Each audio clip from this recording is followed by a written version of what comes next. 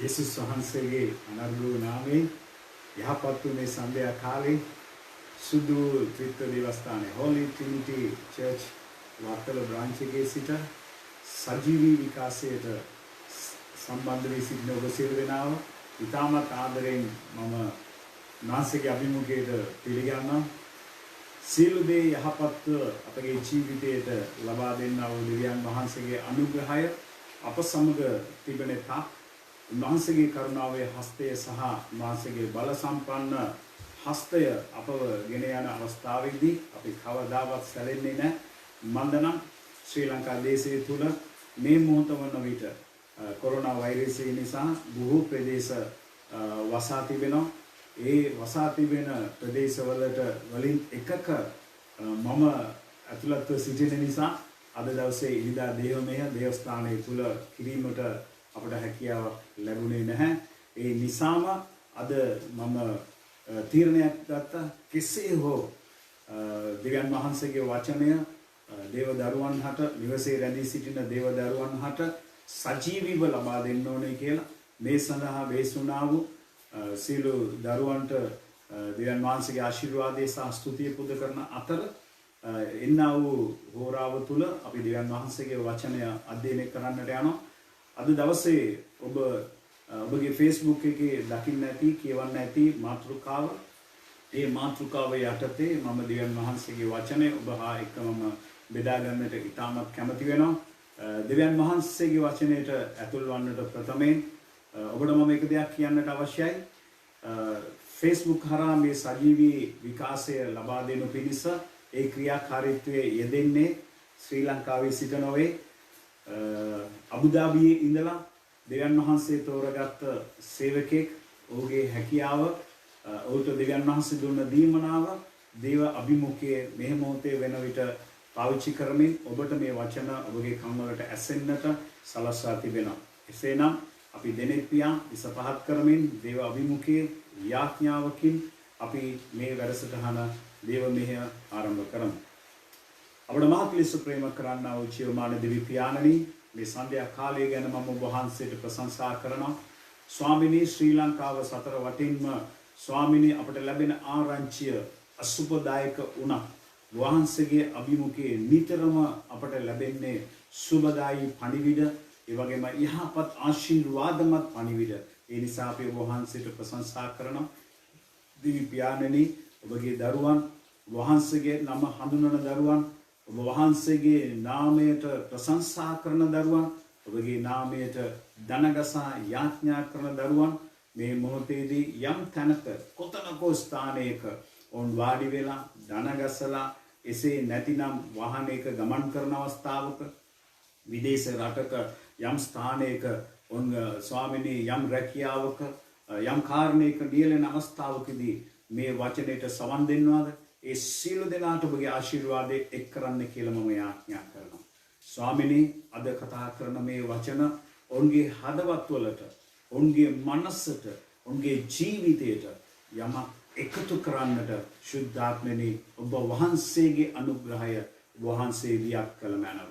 මන් දේශාද මාගේ වචන නොවේ, ශුද්ධතුනේ ඔබ වහන්සේගේ වචන ඔවුන්ගේ සමන්පත් තුලට ගමන් කොට ඔවුන්ගේ හදවත් ගැබෙහි ස්වාමිනී ගබඩා කරලා ඒවා සෑම උදෑසනකම මෙනෙහි කරමින් තමාගේ ජීවිතය යම් දෙයක් කරන්නට ප්‍රථමයෙන් මෙනෙහි කර සමිඳුනේ වගේ අවශ්‍යවේ පතන්නට ඔවුන්ට අනුග්‍රහය දුනු මැනව. මෙන්න ස්වාමිනී, වචනය වහන්සේගේ මුඛය සහ හඬ පමණයි මගේ. ශුද්ධතුනේ සියලු ගෞරවය මහිමය ඔබ වහන්සේට පුද කරමින් ඉදිරි කාලය තුල ඔබ වහන්සේ කතා කළ මැනව.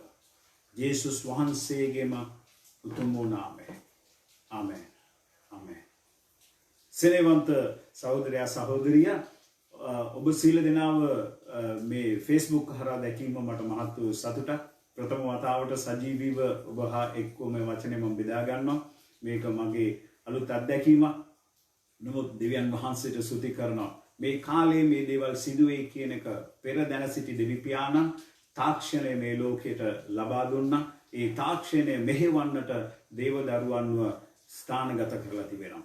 ඒ නිසාම මම දෙවියන් වහන්සේට ස්තුතිවන්ත වෙනවා. අද දවසේ මම තෝරගත්ත මාතෘකාව දෙවියන් වහන්සේ තුල අපි තෝරා ගැනීම පිළිබඳව. තෝරා ගැනීම දෙවියන් වහන්සේ කරන කාරණයක් නෙවෙයි. තෝරා ගැනීම දෙවියන් වහන්සේ අපට බාර දී තිබෙන කාරණයක්. ඒ නිසා තෝරා ගැනීම යන මාතෘකාව යටතේ අද දවසේ ඔබත් එක්ක දේව වචනය බෙදා ගැනීමට මම සූදානම් වෙනවා. මේ සඳහා මම දිවිතිය කතාව 30 වෙනි පරිච්ඡේදයේ 15 වෙනි වගන්තිය මම අධ්‍යයනය කළා. ඒ වචනය මේ ලෙස පවසනවා. දිවිතිය කතාව 30 වෙනි පරිච්ඡේදයේ 15 වෙනි වගන්තිය. මාල සතුව තිබෙන සිංහල බයිබලයේ පරිවර්තන තුනක්. මේ පරිවර්තන තුනේම තුන් ආකාරයක ප්‍රකාශ කළ එකම අර්ථයක් ගෙන දෙනවා. ඉංග්‍රීසි බයිබලයේ අධ්‍යයනය කරනකොට මේ අදහසම මගේ මනසට ගැටුණු නිසා මම කල්පනා කළා නෑ මේකේ යම්කිසි අරුතක් තියෙනවා. මේක අධ්‍යයනය කළ යුතුයි අද දවසේ දේව දරුවන් හා එක්ව කියා. මෙන්න මේ වචනේ මෙලෙස කියනවා. බලන්න මම අද ඔබ ඉදිරියේ ජීවනය සහ සැපතද මරණය සහ විපතද තැබීමි. දෙවියන් වහන්සේ දේව දරුවන් ඉදිරියේ උන්වහන්සේ ප්‍රකාශ කරනවා මෙන්න බලන්න මම අද ඔබ ඉදිරියේ ජීවනය සහ සැපතද මරණය සහ විපතද තැබීමි. එසේනම් මේ ස්ථානයේ ජීවනයද ඒ වගේම සැපතද මරණයද විපතද මේ කාරණා අධ්‍යයනය කරන විට කාරණා දෙක යුගලයක් කල්පනා කරන විට එකම තේරුමක් ඇතුව තමයි එන්නේ. ජීවනය සහ සැපත, මරණය සහ විපත. ඒ දෙකම එකම සමාන පද ගැලපුණත් දෙවියන් වහන්සේ අනකලේ නැහැ නුඹලා ජීවනය තෝරගනින්න. එසේ නැතිනම් නුඹලා සැපත තෝරගනින්න. එසේවත් නැත්නම් නුඹලා මරණය තෝරගනින්න. නැතිනම් විපත තෝරගනින්න. කිසි ස්ථානයක සඳහන් වෙලා නැහැ. තෝරා ගැනීම දෙවියන් වහන්සේ අපේ අතට බාර දී තිබෙනවා. සෙනෙහවන්ත මාගේ සහෝදරයා සහෝදරිය අද ඔබගේ ජීවිතයේ දෛනික ජීවිත රටාවේදී ඔබ ගොඩක් තෝරා ගැනීම කරනවා. ඔබගේ ඇඳුමක් ගන්නට ගියා වර්ගීකරණ ඒ වගේම එහි තිබෙනා වූ වර්ණයන් ගැළපීම මෝස්තර ඔබගේ ශරීරයට අවශ්‍ය වන ඒ ෆිටෝන් එක ඔබ ගොඩාක් අවස්ථාවදී තෝරන්නට උත්සාහ කරනවා. මේ තෝරලා ඔබගේ ශරීරයට ගැළපෙන දේ ඔබගේ නෙතට ඉතාමත් අලංකාරව ඔබ දකින දේ පමණයි තෝරගන්න. තෝරගන්නවා කියලා ගිහිල්ලා අත තියෙන ගත්ත ගමන් ඒක අරගෙන ඉන්නේ නැහැ. තෝරා ගැනීම. ඔබගේ දෛනික ජීවිතයේ සාමාන්‍යයෙන් මාස 6ක් නැත්නම් මාස 3ක් ඇඳලා දිරාපත් වෙන ඇඳුමක් තෝරා ගන්නට ඔබ දරන වෙහෙස ඔබගේ ජීවිතේ සදාකල් පැවැත්ම දක්වා ඔබ තෝරා ගන්නා දේ පිළිබඳව ඔබ කෙලෙසද ඔබගේ අවධානය යොමු කරන්න. ඉතින් මේ තෝරා ගැනීම ඔබගේ ජීවිතේ පොඩි නිමේෂයක් තප්පරයකින් වැරදෙනකොට ඔබගේ ජීවිතේ සම්පූර්ණයෙන් වැරදෙනවා. යමක් තෝරා ගන්නට ප්‍රථමයෙන් ඔබ කල්පනා කළා. යමක් ඔබ තෝරාගෙන ඔබගේ ජීවිතයට එකතු කර ගන්නට ප්‍රථමයෙන් ඔබ නතර වෙලා ඒ ගැන අධ්‍යයනය කළාද? ඒ තෝරා ගැනීම මත ඔබ නතර වී ඒ දෙස බලා ඔබ ප්‍රශ්න ඇහුවද? මම ප්‍රශ්න කීපයක් ලිව්වා. යමක් තෝරා ගන්න ප්‍රථමයෙන් මේ ප්‍රශ්න කීපය මම හිතනවා ඔබට ප්‍රකාශ කළා නම් ඉතාමත් වටිනවයි කියලා දේශනාවට ඇතුළට යන්න ඉස්සෙල්ලා. යමක් තෝරා ගන්නට ප්‍රථමයෙන් ඔබ කල්පනා කළාද මේ තෝරා ගැනීම දේව වචනයට අනුකූලව තිබෙනවා? මාගේ හෘද සාක්ෂියට යටත්ද? මේවා කල්පනා කළ යුතු කාරණාවක්. මුළු තෝරා ගැනීමේදී අපි විදුලි සැරයක් අප ළඟින් ගමන් කළා වගේ අපි තෝරගෙන හමාරයි. නමුත් ඒ ප්‍රතිඵල ඉතාමත් අනතුරුදායකව තිබෙනවා. මාගේ හෘද සාක්ෂියට යටත්ද කියලා ඔබ කල්පනා කළා. තුන්වෙනි කාරණය දේව මහිමය සඳහා සිදු වෙයිද? මම මේ ගත්ත තෝරා ගැනීම මම මේ කළ තෝරා ගැනීම දේව මහිමය සඳහා යම්කිසි සිදුවීමක් වේවිද? හතරවෙනි එක ක්‍රිස්තුස් වහන්සේගේ විනිශ්චයට අනුව මෙය කළ හැකිද? මා කරන මේ තෝරා ගැනීම ක්‍රිස්තුස් වහන්සේගේ විනිශ්චය අනුව මම මේකට අනුමත කළ හැකිද මේ තෝරා ගැනීම මගේ ජීවිතයට? අපි කවදාවත් මේ වගේ ප්‍රශ්න අසන්න අපි ඉදිරිපත් වෙන්නේ නැහැ. හේතුව අපිට කාල වේලාව මදි. ඉක්මනින් තෝරා ගන්න ඕනේ. ඇයි කිව්වොත් එහෙම අපි ඉන්නේ ජීවත් වෙන්නේ හදිස්සි වෙච්ච හදිස්සි ලෝකයක. මිනිස්සෙක් එක්ක කතා කරන්න දැන් උන්ට වෙලාව නැහැ. ඒ නිසා මේ ප්‍රශ්න අහන්න කියලා කිව්වපු ගමන් කල්පනා කරයි මේ මිනිස්සයාට වැඩක් නැතුව මේ ඉරිදා දවසේ ඇවිල්ලා මෙච්චර ප්‍රශ්න අහන්න කියන අපේ ජීවිතේ. සෙනෙවන්ත මාගේ සහෝදරයා සහෝදරිය මේ තෝරා ගැනීම ඔබ කරන්නේ ඔබගේ ජීවිතයේ කාලය පුරාම ඔබත් එක්ක විඳින්න නැත්තම් විඳවන්න නොවේ. ඊළඟට මා කරන මේ දේට සමිඳුන් ආශිර්වාද කරවුද? මා මේ තෝරගන්න කාරණයෙන් දෙවියන් වහන්සේ මට ආශිර්වාද කරාවිද? ඊළඟ එක දේව නාමය මේ හරහා මහිමයටපත් වේවිද? විශේෂ කාරණයක් කිතුණුවන් හැටියට අප තෝරා ගැනීම කරන අවස්ථාවේදී ක්‍රිස්තුස් වහන්සේව පැත්තකට තියලා තමයි අපගේ තෝරා ගැනීම අපි කරන්නේ. අපි කරන තෝරා ගැනීම හරහා දෙවියන් වහන්සේගේ නාමය මහිමයටපත් වේවිද කියන එක ප්‍රථම කොට අපි කල්පනා කළ යුතුව තිබෙනවා. ඊළඟට මෙම කාරණාව කිරීමෙන් යේසුස් වහන්සේගේ පැමිණීමේදී අගෞරවයටපත් වේද? මාගේ ආදරණීය සහෝදරිය සහෝදරයා දුවේ පුතේ අම්මේ තාත්තේ ඔබ තෝරා ගැනීමක් කරනකොට ඔබ දකින්නේ මේ වර්තමානයේ පමණයි. ඔබ ජීවත් වෙන මේ කාල පරිච්ඡේදයේ පමණයි. නමුත් කිතුණුවන් හැටියට අපට විශේෂිත කාලයක් තිබෙනවා. ඒ තමයි ක්‍රිස්තුස් වහන්සේගේ විනිශ්චය කාලය.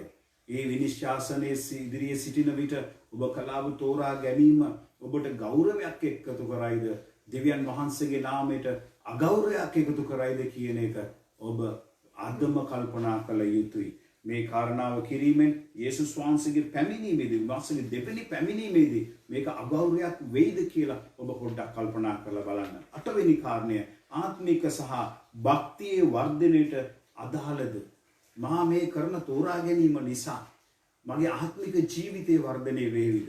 එසේ නැතිනම් මගේ කිතුණු භක්තිවන්තකම වර්ධනය වේවිද? සඵලවත් වේවිද? එසේ නැත්නම් ඒවා දියාරු වේවිද? ඔබ අහලා තියෙනවද මේ වගේ ප්‍රශ්නයක්? තෝරා ගැනීමේදී මෙන්න 9 වෙනි එක මාගේ ආත්මික ජීවිතයට පන්නරයක් ලැබෙවිද? මා කරන මේ තෝරා ගැනීම නිසා මගේ ජීවිතයට යම් කොටසක් එකතු වෙනවා. මේක එකතු වෙනකොට මගේ ආත්මික ජීවිතයට පන්නරයක් ලැබෙනවද? එහෙම නැතිනම් තියෙන මොහතත් මොන්න වෙයිද? එහෙම නැත්නම් paludu වෙයිද? මේ ගැන ඔබ කල්පනා කරලා තියෙනවා. සමහර තෝරා ගැනීම අපි කරන අවස්ථාවේදී අපගේ දැන් වර්තමානයේ තිබෙන ආත්මික ජවලිතභාවය, අපගේ ආත්මික කැපවීම, ආත්මික සේවය, යාඥා ජීවිතය තව තවත් මොහත් විය යුතුයි. එසේ නැතුව කාලය ගෙවෙනකොට අපේ ආත්මික ජීවිතයේ ගෙවිගෙන යනවා නම් ඒ තෝරා ගැනීම නිවැරදි නොවේ. ඒක වැරදි. කල්පනා කළ යුතුයි. එහෙනම් 10 වෙනි කාරණය අපි කරන මේ තෝරා ගැනීම හරහා අන් අයට බාධාවක් වේවිද? ඒ බාධාව කියන්නේ අන් අයට කියනකොට මෙතන කොටසක් එනවා පවුලේ සමාජිකයන්, අම්මා තාත්තා, සහෝදරයා සහෝදරිය, ඒ වගේම ඥාතීන් කියනකොට නැන්ද මාමා, අපේ පවුලේ සමාජිකයන්, අපි පවුලක් හැටියට ජීවත් වෙන උදවිය. අපි තනියෙන් ජීවත් වෙන්නේ නැහැ කාන්තාරේ ගිහිල්ලා. එහෙනම් අපි කරන තෝරා ගැනීම අපේ ජීවිතේට එකතු වුණොත් අපේ පවුලට, අපේ සමාජිකයන්ට, ඥාතීන්ට, හිතමිතුරන්ට යහපතක් වේවිද? ගෞරවයක් වේවිද? ඊළඟට යම් තෝරා ගැනීමක් කරන්නට ප්‍රථමයෙන් මේ කාරණා කිරීමෙන්, මෙම කාරණය කිරීමෙන් මාගේ ආත්මයට සහනයක් තිබේද? සිනහවන්තය ගොඩක් වෙලාවේදී අපි තෝරා ගැනීම කරනවා, ඊට පස්සේ ආත්මයට සහනයක් නැහැ. අපි තෝරා ගැනීම කරන්න ඕනේ අපේ ආත්මික ජීවිතයට සමාදානයක් ලැබෙන, සතුටක් එකතු වෙන. ඒ තෝරා ගැනීම සමග අපේ ජීවිතයට සහනයක් ලැබෙන්න ඕනේ. එහෙම නැතුව මානසික ආතතියකටපත් වෙනවා නම් අපේ ගොඩක් හිතනවා කියන මට හිස කැක්කුම තියෙනවා ගොඩක් වෙලාවට. මට දරා ගන්න බෑ. හේතුව මොකද? ඔබගේ තෝරා ගැනීමේ යම් කිසි තැනක යම් කිසි විකෘතිභාවයක් සිදු වෙලා තිබෙනවා. ඒ තෝරා ගැනීමේ ප්‍රතිඵලය තමයි ඔබට හැදිලා තියෙන ඒ ඉසේරදේ. එහෙනම් ඒකට සහනයක් නම්, ඒ තෝරා ගැනීම වැරදි නම් එතනින් ඔබගේ ස්ථානය මාරු කරන්න ඔබගේ ඉසේරදේට නියම බෙහෙත ලැබිලා ඇති. එසේනම් තෝරා ගැනීමේදී කල්පනා කරන්න මේන් මට සහනයක් ලැබේදී කියලා. එසේනම් දේශනාවේ ඉදිරි කොටසට යන්න ප්‍රථමයෙන්ම මම ඔබට ඉදිරිපත් කරා ප්‍රශ්න 12ක්ම. මේ ප්‍රශ්න 12 ඔබගේ මනසේ තබාගෙන මේ දේශනාවට ඇතුල් වෙන්න දෙවියන් වහන්සේ ඔබට ආශිර්වාද කරනවා ඇති. පළමුවෙන්ම මම ඔබත් එක්ක බෙදා ගන්නට සූදානම් වෙනවා එක් පුද්ගලයෙක් පිළිබඳව. අපි සියලු දෙනාම හරිය ආදරය කරන අපේ මනුස්ස ලෝකෙට මනුස්ස සංහතිය බිහි කරන්නට ආදී එනතම් මුල් පියවරු කියන ආදම් සහ ඒව යුවල. මේ ආදම් සහ ඒව යුවල ඒදෙන් උයනේ ඉතාම සතුටුදායක ජීවිතයක් ගත කළා. ඔවුන් එක්ක මට තිබෙන්නේ පුදුම ඉරිසියාවක්. මම දෙකෝ 20 ජීවත් වෙන අපි දෙවියන් වහන්සේගේ අභිමුඛයට ඇතුල් වෙන්න අපි ගායනා කරනවා. ස්වාමිනී වහන්සේගේ මුහුණ දකින්නට ආසයි. ස්වාමිනී ඔබගේ දෙපා සෙමින්නට මම ආසයි. ඔබගේ අත් අල්ලගෙන ඔබ ආන්සේ හා එක්ක ඇවිදින්නට මම ආසයි කියලා අපි ගායනා කරනවා. ගායනාවට සීමා වුණෝ මේ ජීවිතයේදී එදා ආදම් සහ ඒව සමග ඒදෙන් උයනේ ඔවුන් සමග සක්මන් කරනු පිණිස මධ්‍යාහ්නයේ සිසිලේ දෙවියන් වහන්සේ බැස ආවයි කියලා අපි දෙවියන් වහන්සේගේ වචනේ දකිනවා. එසේනම් ඔවුන්ගේ ජීවිතේ ඔවුන් දෙවියන් වහන්සේ හා එක්ව ගමන් කරපු පුද්ගලයන්. දේව අභිමුඛයේ සිටපු අය. ඔවුන්ගේ තෝරා ගැනීම එක් මිනිස්සෙක්ගේ තෝරා ගැනීම වැරදීමක් වුණා. ඒ වැරදීමේ ප්‍රතිඵලය මම දැන් කියවන්නම්.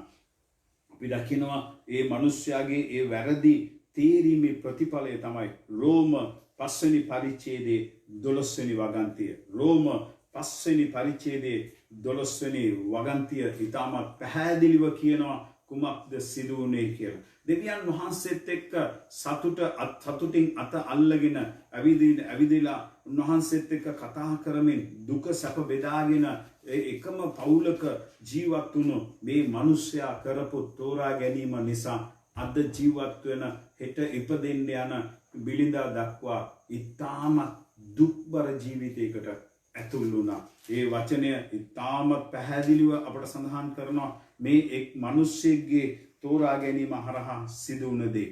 එයින් එක් මිනිසෙකු කරනකොටගෙන පාපය කරනකොටගෙන මරණයක් ලෝකයට ඇතුල් වුණාක් මෙන් සියලු මිනිසයන් පව් කළ බැවින් සියල්ලන් කෙරෙහි මරණයද පැමිණුණේය. එක් මිනිසෙක්ගේ තෝරා ගැනීමක් නිසා මුළු මහත් ලෝකයටම පාපය ඇතුල් වුණා. මේ පාපය ලෝකයට ඇතුල් වුණ නිසා අද ජීවත් වෙන හෙට ඉපදෙන දරුවට මරණය ලියා තිබෙනවා. සෙනෙහවන්ත සහෝදරයා සහෝදරිය ඔබගේ තෝරා ගැනීම කෙලෙසද තිබෙන්නේ. අපි මේ කොටස කෙටියෙන් අධ්‍යයනය කරනවා නම් දේව වචනේ උත්පත්ති පොතේ කියනවා ආදම් සහ ඒව දෙවියන් වහන්සේට විරුද්ධව පව් කළ බැවින් ඔවුන්ව ඒදෙන් උයනේ එළවල දැම්මයි කියලා. එහෙම නැත්නම් නිර්පා දැම්මයි කියලා. අපි කල්පනා කරන්නේ ලස්සන වත්තක ඉඳලා ඔයගොල්ලෝ එළියට ආවා. එළියට ආවට ඒගොල්ලන්ට සීලම දේ තිබෙනවායි කියලා. ඔවුන් දේව අභිමුඛයෙන් එළවනු ලැබුවා. සෙනෙහවන්තේ දේව අභිමුඛය කියන්නේ කුමක්ද? වලාකුලින් පිරුණු ඉතාමත් ප්‍රියකරු ආලෝකයෙන් පිරුණු ස්ථානයක් විතරද? නැත්නම් දේව අභිමුඛය කියන්නේ දේවස්ථානයට ගිහිල්ලා අපි යාඥා කරන ස්ථානය විතරද? නැහැ සෙනෙහවන්තය. මේ දේව අභිමුඛය කියන එක ඇතුළත බොහෝ සත්‍යයන් තිබෙනවා. එකින් එක මම ඔබට පොඩ්ඩක් පැහැදිලි කරන්න මගේ බුද්ධියට හසු වුණ තරමට. මෙන්න බලන්න එකක්. ඒ ආදම් ඒව දේව අභිමුඛයෙන් එළියට ආවට පස්සේ නැත්නම් ඒ දෙයින් උයනේ පිටතට ආවට පස්සේ උන්ගේ සතුට උන්ගේ නැතුව ගියා. උන්ගේ සමාදානය උන්ගේ නැතුව ගියා. සුවය උන්ගේ නැතුව ගියා. ආශිර්වාදය උන්ගේ නැතුව ගියා. ජීවනය උන්ගේ නැතුව ගියා. මන්කුසාද මරණය ඇතුළු වුණා. ස්වර්ගය හා තිබුණු සම්බන්ධතාවය තුල ලොකු පරතරයක් ඇති වුණා. දෙවියන් වහන්සේ හා තිබුණු සමීපත ඇසුර උන්ගේ ජීවිතේ නැතුව ගියා. සෙනෙහවන්ත සහෝදරයා සහෝදරිය දෙවියන් වහන්සේගේ අභිමුඛය කොතරම් සුන්දරද? ඔබගේ වැරදි තෝරා ගැනීම නිසා දෙවියන් වහන්සේගේ අභිමුඛය ඔබගෙන් නැතුව යනවා. ඒ දේව අභිමුඛය කියලා කියන්නේ මිනිස්යාට සාපලත් ජීවිතයක් ඇති කරගන්නා ස්ථානයක්. එසේනම් මාගේ පළවෙනි ප්‍රශ්නය ඔබගේ තෝරා ගැනීම ඔබව දේව අභිමුඛයෙන් අයින් කළාට. ඒ දේව අභිමුඛයෙන් ඔබව නිරපන්නාව තෝරා ගැනීම ඉස්සලා කරන්නට කාරණාව තමයි ඔබගේ අකීකරුකම. දෙවියන් වහන්සේ ඔබට දීලා තියෙන ඒ කරුණාව අනුව ඔබට පැවරුවා වගකීම තෝරා ගැනීම ඉදිරියේ තබලා තිබෙනවා. ජීවනයේ සහ මරණයේ ඒ දෙන්නුවේ තිබුණා. දෙවියන් වහන්සේ මිනිස්යාට සම්පූර්ණම නිදහස දීලා තියෙනවා. නුඹට කැමති දේ තෝරගන්න පුළුවන් කියලා. ඔබ ඉදිරියේ දෙවියන් වහන්සේ මෙලෙස තබා තිබෙන සියලු කාරණා තුලින් ඔබ තෝරගන්නේ කුමක්ද? ඊළඟට මම ආදම්ගෙන් පොට්ටක් බහැලා ඊළඟට ගමන් කරනවා තවත් මිනිසෙක් දෙස අධ්‍යයනය කරන්න. මේ සියලුම මිනිසයන් දිහා බලන අවස්ථාවේදී දෙවියන් වහන්සේගේ හඬ ඍජුව සවන් දුන්න මිනිසයන්. මම හරියම කැමති පුද්ගලයෙක්. අපි සියලු දෙනා කියන ඇදහිල්ලේ පියා කියලා. ආබ්‍රහම් සහ ලොත් ගැන මම ඔබට දැන් කතා කරන්නට යනවා. මේ ආබ්‍රහම් සහ ලොත් කියලා කියන විට දේව කැඳවීම ලැබුණේ ආබ්‍රහම්ට. නමුත් ආබ්‍රහම් කුමක්ද කරන්නේ? තමාගේ සහෝදරයා ලොත්වත් කැටුව ඒ ගමන යනවා. යහපත් අපි ගමනක් යනකොට තවත් කෙනෙක්ව එක් කරගෙන යන එක අපේ සුපුරුදු ක්‍රියාවක් වෙලා තිබෙනවා. තවත් පුද්ගලයෙක් එහෙම කරනවා. මෝසස්ට ආරාධනාව ලැබුණ ගමන්ම මෝසස් තනියෙන් නෙවෙයි යන්නේ. මෝසස් තමාගේ සහෝදරයව කැටුවගෙන එනවා. නැත්තම් දෙවියන් වහන්සේම මෝසස්ට තමාගේ සහෝදරයව ඉදිරිපත් කරනවා. එහි විපාක අපි පසුව දකිමු. දැන් ආබ්‍රහම් මේ මෙසේ යන අවස්ථාවේදී උත්පත්ති 13 වෙනි පරිච්ඡේදය 9 වෙනි වගන්තිය අපි කියවනවා නම් උත්පත්ති 13 වෙනි පරිච්ඡේදයේ 9 වෙනි වගන්තිය අපි කියවනවා නම් ඊටමත් ලස්සන සිදුවීමක් අපි දකිනවා. දෙන්නම එකට ගොඩ නගිනවා. ඔවුන්ට මෙහිකාරියෝ ඒ වගේම ඔටුවෝ හරක් ගවයෝ එළුවෝ සම්පත් වලින් ඒගොල්ලෝ පිර වචනේ කියන ඔහුගේ සම්පත් කොච්චර වර්ධනය වුණාද කියන පොළොව උන්ට ආශිර්වාද ලැබුණයි කියලා. ආශිර්වාදේ වැඩි වෙනකොට කලබලත් වැඩි. සම්පත් වැඩි වෙනකොට අපිට තණ්හාවක් වැඩි වෙනවා. ඊර්ෂ්‍යාවක් වැඩි වෙනවා. මේ අතරදී මේ ආබ්‍රහම් සහ ලොත් අතර තිබෙන සාකච්ඡාව මාර්ගයේ අවධානයට යොමු වුණා මේ මාතෘකාව ගැන මම අධ්‍යයනය කරන අවස්ථාවේදී. බලන්න මේ අවස්ථාවේදී ආබ්‍රහම් මේ 9 වෙනි වගන්තියේ ඔහු කියනවා තාමත් පැහැදිලිව ලොත්ට කියනවා මේ මුළු දේශය මා ඔබ ඉදිරියේ ඇත. කරුණාකර ඔබ මාගෙන් වෙන්ව යන්න. ඔබ වමතට යන්නෙහි නම් මම දකුණතට යමි.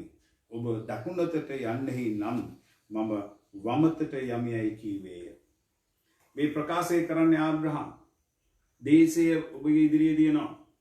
ඔබ දකුණට යනවා නම් මම වමට යනවා. ඔබ වමට යනවා නම් මම දකුණට යනවා. මෙලෙස ආබ්‍රහම්ට තෝරා ගැනීමක් ලොත් ඉදිරියේ තබන්නට අවසරය ලැබුණේ කෙසේද? කවුද අවසරය දුන්නේ?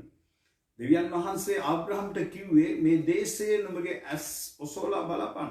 නුඹගේ ඇස් ගැටෙන සීමාව දක්වා නුඹටත් නුඹගේ දරුවන්ට පරම්පරාවෙන් පරම්පරාවට එසේනම් අද ජීවත් වන ක්‍රිස්තුස් වහන්සේගේ දරුවන් දක්වා ආබ්‍රහම්ට දුන්න ආශිර්වාදය සහ පොළවේ සීමාවන් නැති. එහෙනම් අයිතිකාරයා ආබ්‍රහම්ට දුන්න භුක්තිය, ආබ්‍රහම්ට දුන්න ආශිර්වාදයේ ලොත් ඉදිරියේ තබලා ආබ්‍රහම්ට අදාළ නැති දෙයක් ලොත් ඉදිරිපත් කරනවා. ලොත් උඹ තෝරගන්න. මේ තෝරා ගැනීම කරන්නට ආබ්‍රහම්ට කිසි අයිතියක් නැහැ. ඔබගේ ජීවිතයේ දෙවියන් වහන්සේ ඔබට දුන්න ආශිර්වාදය මෙලෙස ඔබ බෙදා හරිනවා. ඔබ බෙදා හරින්නට ඉස්සල්ලා දෙවියන් වහන්සේගෙන් විමසනවාද? ස්වාමිනේ, අහවලත් එක්ක මම මේ ගනුදෙනුව කරන්නද? මගේ සහෝදරයා, ඒක ප්‍රශ්නයක් නොවේ. දෙවියන් වහන්සේ ඔයාට දුන්නේ. ගොඩක් අය හිතෙනවා මම හම්බ කරපු දේ, මම උපයගත්ත දේ මා කැමති තැනට කැමති කෙනාට දෙනවා. දෙවියන් වහන්සේගේ වචනේ කියන නුඹ හිතනවා නම් මේ සියලුම සම්පත් මාගේ ශක්තියෙන් උපයාගත්තේ කියලා නුඹට සාප වෙනවා කියලා දෙවියන් වහන්සේ වචනේ කියනවා. එසේනම් ඔබ යමෙකුට දෙන්න ඉස්සෙල්ලා යමෙකුට වගකීම පවරන්න ඉස්සෙල්ලා ඔබ කල්පනා කළාද? මේ තෝරා ගැනීම කෙලෙසද ආබ්‍රහම්ට කරන්න පුළුවන්. මෙහි ප්‍රතිඵල මම ඊළඟට ඔබට කියන්න යනවා. බලන්න දැන් ඒ වගේ තෝරගත්ත ලොත් දැන් සෝදොම් ගොමොරා ගිහිල්ලා ආශිර්වාදයෙන් ඉඳලා ඊට පස්සේ දෙවියන් වහන්සේ උට කියනවා දැන් සෝදොම් ගොමොරා මම විනාශ කරන්න යනවා කියලා. ඒ ඇතුළත ලොකු සත්‍යතාවයක් යනවා. දෙවියන් වහන්සේගේ කැමැත්ත නැතුව අපේ ආත්මික ගමනට කාවද අපි එකතු කරගන්නේ? කාවද අපි එක් කරගෙන එන්නේ? ඒ අය අපගේ ජීවිතයට ලොකු බාධාවක් එකතු කරන අය. ලෝකයට ලොකු අපරාධකරුවන්ව බිහි කරන අය. සමහරට සිංහල වචන පොඩ්ඩක් බරපතලව ඇති. නමුත් ඒකේ අර්ථය පොඩ්ඩක් කල්පනා කරන්න කියලා මම ඔබගේ තාමත් කාරුණිකව ඉල්ලනවා. බලන්න දැන් ලොත් සෝදොම් ගොමොරා වලින් පිටතට එනවා. භාර්යාව ලුණු කණුවක් එනවා. දියණියන් දෙන්න වම් පැත්තයි දකුණු පැත්තයි අල්ලගෙන දැන් තාත්තත් එක්ක දුවගෙන එනවා. දැන් ලොත් කියනවා දෙවියන් වහන්සේ කඳු දෙසට දුවපන් කියලා. නමුත් ලොත් කියනවා නෑ ස්වාමීනි මම මිටියාවතට දුවන්න. වයස මිනිසයා නිසාද දන්නේ නැහැ. ලොත්ගේ තෝරා ගැනීම පොඩ්ඩක් අවධානය යොමු කරන්න.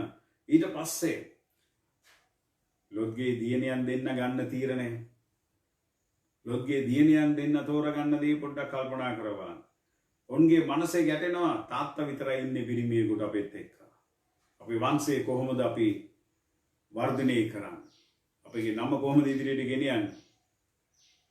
අක්කා නංගිට කිව්වද නංගි අක්කට කිව්වද දන්නේ තාත්තට හොඳට බොණ්ඩ දෙමු. අපේ පරම්පරාව තාත්තගෙන් ආරම්භ කරමු කියලා තීරණයක් ගන්න. උන්ගේ තෝරා ගැනීම ඊටම පහත් තෝරා ගැනීම. ඇයි උන්ට ඥාතින් සිටියේ නැද්ද? ආබ්‍රහම් ඥාතියෙක්. ඒ වෙනකොට කොතරම් පිරිමින් මේ පොළවේ පිරී ඉතිරිලා තියෙන්නේ නැද්ද? පියා විතරද හිටියේ උන්ගේ ඇස් ඉදිරියේ. ප්‍රවේශමෙන් ඔබගේ හදිස්සි තෝරා ගැනීම, ෂණික තෝරා ගැනීම ඔබගේ ජීවිතයට හානිදායක පිළිතුරු නැත්තම් ප්‍රතිඵල එකතු කරනවා. ප්‍රවේශමෙන් අපි ඒ ගැන කල්පනා කළ යුතුයි. මේ දියණියන් දෙන්න ජීවිතයට නොකළ යුතු පාපයක් කරනවා. තාත්තට හොඳට මත්පැන් බොන්න දීලා තාත්තත් එක්ක ඔවුන් එකතු වෙනවා. එහි ප්‍රතිඵලය මොකක්ද? ඔවුන් ගත්ත හදිසි තීරණයේ ප්‍රතිඵලය. දෙවියන් වහන්සේගේ වචනේ පැහැදිලිව කියන හදිසි නොවෙන්න පියාට දාවන් දරුවන් නිර්මාණය වීම තමයි සිදු වුණේ. මෝවාබ් සහ අම්මෝන් බිහිවීම. දිවිතේ කතාව 23 වෙනි පරිච්ඡේදයේ 10 වෙනි වගන්තිය. දිවිතේ කතාව 23 වෙනි පරිච්ඡේදයේ 10 වෙනි වගන්තිය ඔබ කියවනවා නම් මෝවාබ් සහ අම්මෝනියෝ ඒ දූවරුන්ට දාව ඉපදුනා. කවුද මේ මෝවාබ්? දෙවියන් වහන්සේගේ වචනේ ඔවුන්ට ප්‍රකාශ වෙන්නේ ඔවුන්ට දෙවියන් වහන්සේ දෙන දඬුවම කුමක්ද? මෝවාබ් වරුන් හෝ අම්මෝනියෙක්වත් 10 වෙනි පරම්පරාව දක්වා දෙවියන් වහන්සේගේ අභිමුඛයට ඇතුල් වෙන්න බෑ. සෙනෙවන්ත සහෝදරයා සහෝදරිය ඔබ ගන්නා වූ හදිස්සි තෝරා ගැනීම නිසා ඔබට 10 වෙනි පරම්පරාව දක්වා දේව අභිමුඛය අහිමි වෙනවා. ඔබගේ දුකට, ඒ වගේම ඔබගේ අවශ්‍යතාවයට, ඔබගේ ලෙඩට සියලුම ආත්මීක දේ කාරණා වෙනුවෙන් ඔබ එන්නේ දෙවියන් වහන්සේගේ අභිමුඛයට. සිත් ඇවුලක්ද, සිත් වේදනාවක්ද, ජීවිතේ තිත්ත වෙලාද, ඔබට සහනයක් පිට මේ ලෝකේ නැහැ. මක් නිසාද? මේ මුළු මහත් ලෝකෙම තිත්තකමින් පිරී තිබෙනවා. මේ මුළු මහත් ලෝකෙම පාපයෙන් පිරී තිබෙනවා. පාපයෙන් පිරී තිබෙන ලෝකයක ඔබගේ ජීවිතයට විසඳුමක් සොයා ගන්නට ඔබට අවස්ථාවක් ලැබෙන්නේ නැහැ. දුක ප්‍රශ්නයක් නම්, වේදනාවක් කඳුලක් නම් ඔබට විසඳුම තිබෙන්නේ ජේසුස් වහන්සේගේ අභිමුඛයේ පමණයි. මක් නිසාද ඔබ වෙනුවෙන් ඔබට ජීවිතේ පූජා කළේ ජේසුස් වහන්සේ මිස මේ වෙන ලෝකයේ සිටියා වූ ආගමික නායකයන් හෝ ආගමික කතුවරයෙක් නොවේ.